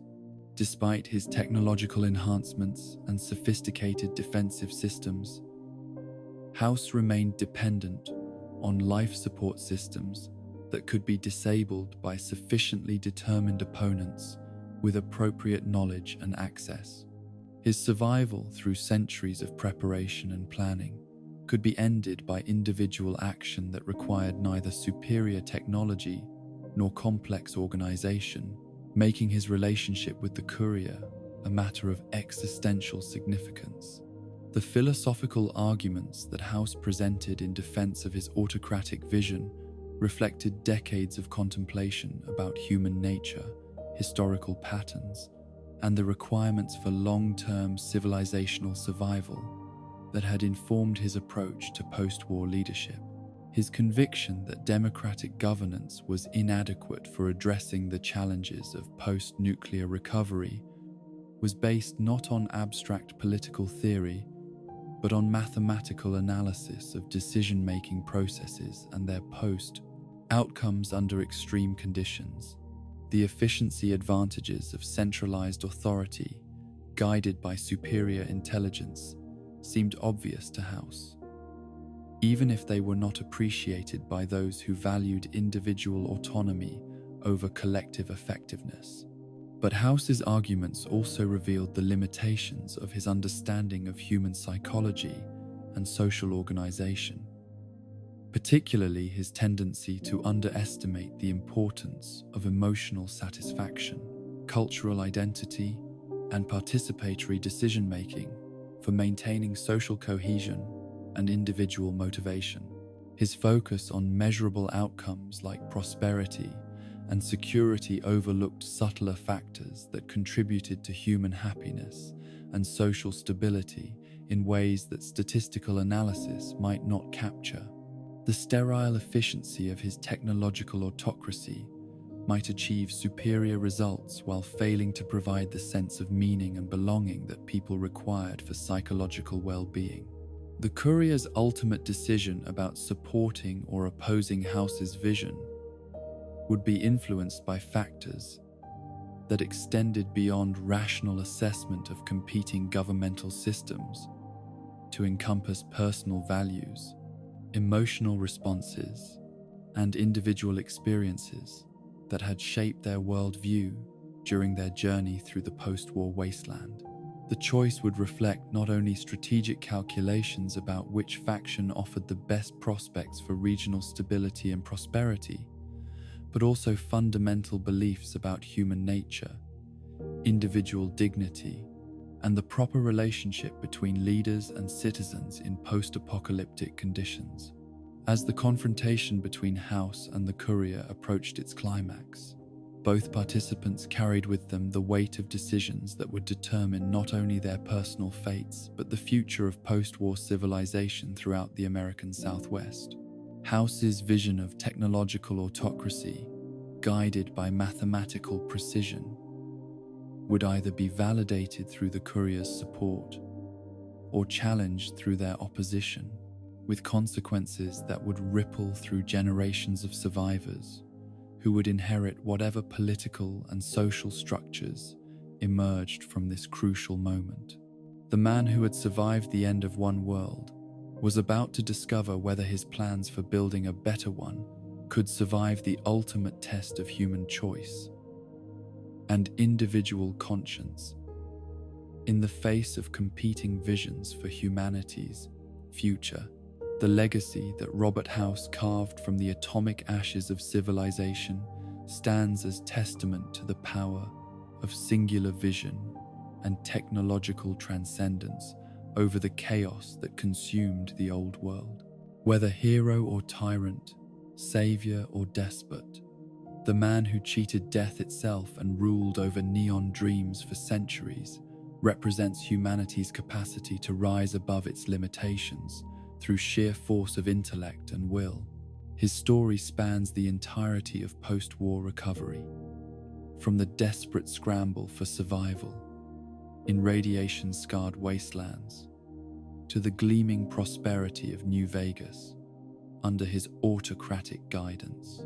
The question of House's ultimate success or failure depends not on mathematical calculations, but on values that transcend statistical analysis. The worth of individual freedom against collective prosperity, the price of security purchased through submission to superior intelligence, the meaning of humanity itself when enhanced by technology that blurs the boundaries between man and machine. His vision of guided evolution toward a better tomorrow competed against democratic ideals and tribal brutality alike, offering efficiency and progress at costs that only individual conscience could evaluate. Rest now, wanderer of the wasteland, and dream of the eternal gamble that defines existence itself. In the flickering light of casino neon and the steady hum of fusion reactors, the house always wins, but the game continues forever. Let House's ambition be your lullaby, his calculations, your comfort, his legacy, a reminder that even in humanity's darkest hour, brilliant minds can forge paths toward tomorrow. The platinum chip may be lost or found, but the vision endures, waiting for those bold enough to reshape the world according to their design. Sweet dreams beneath the atomic sky, where legends are born and empires built on silicon dreams.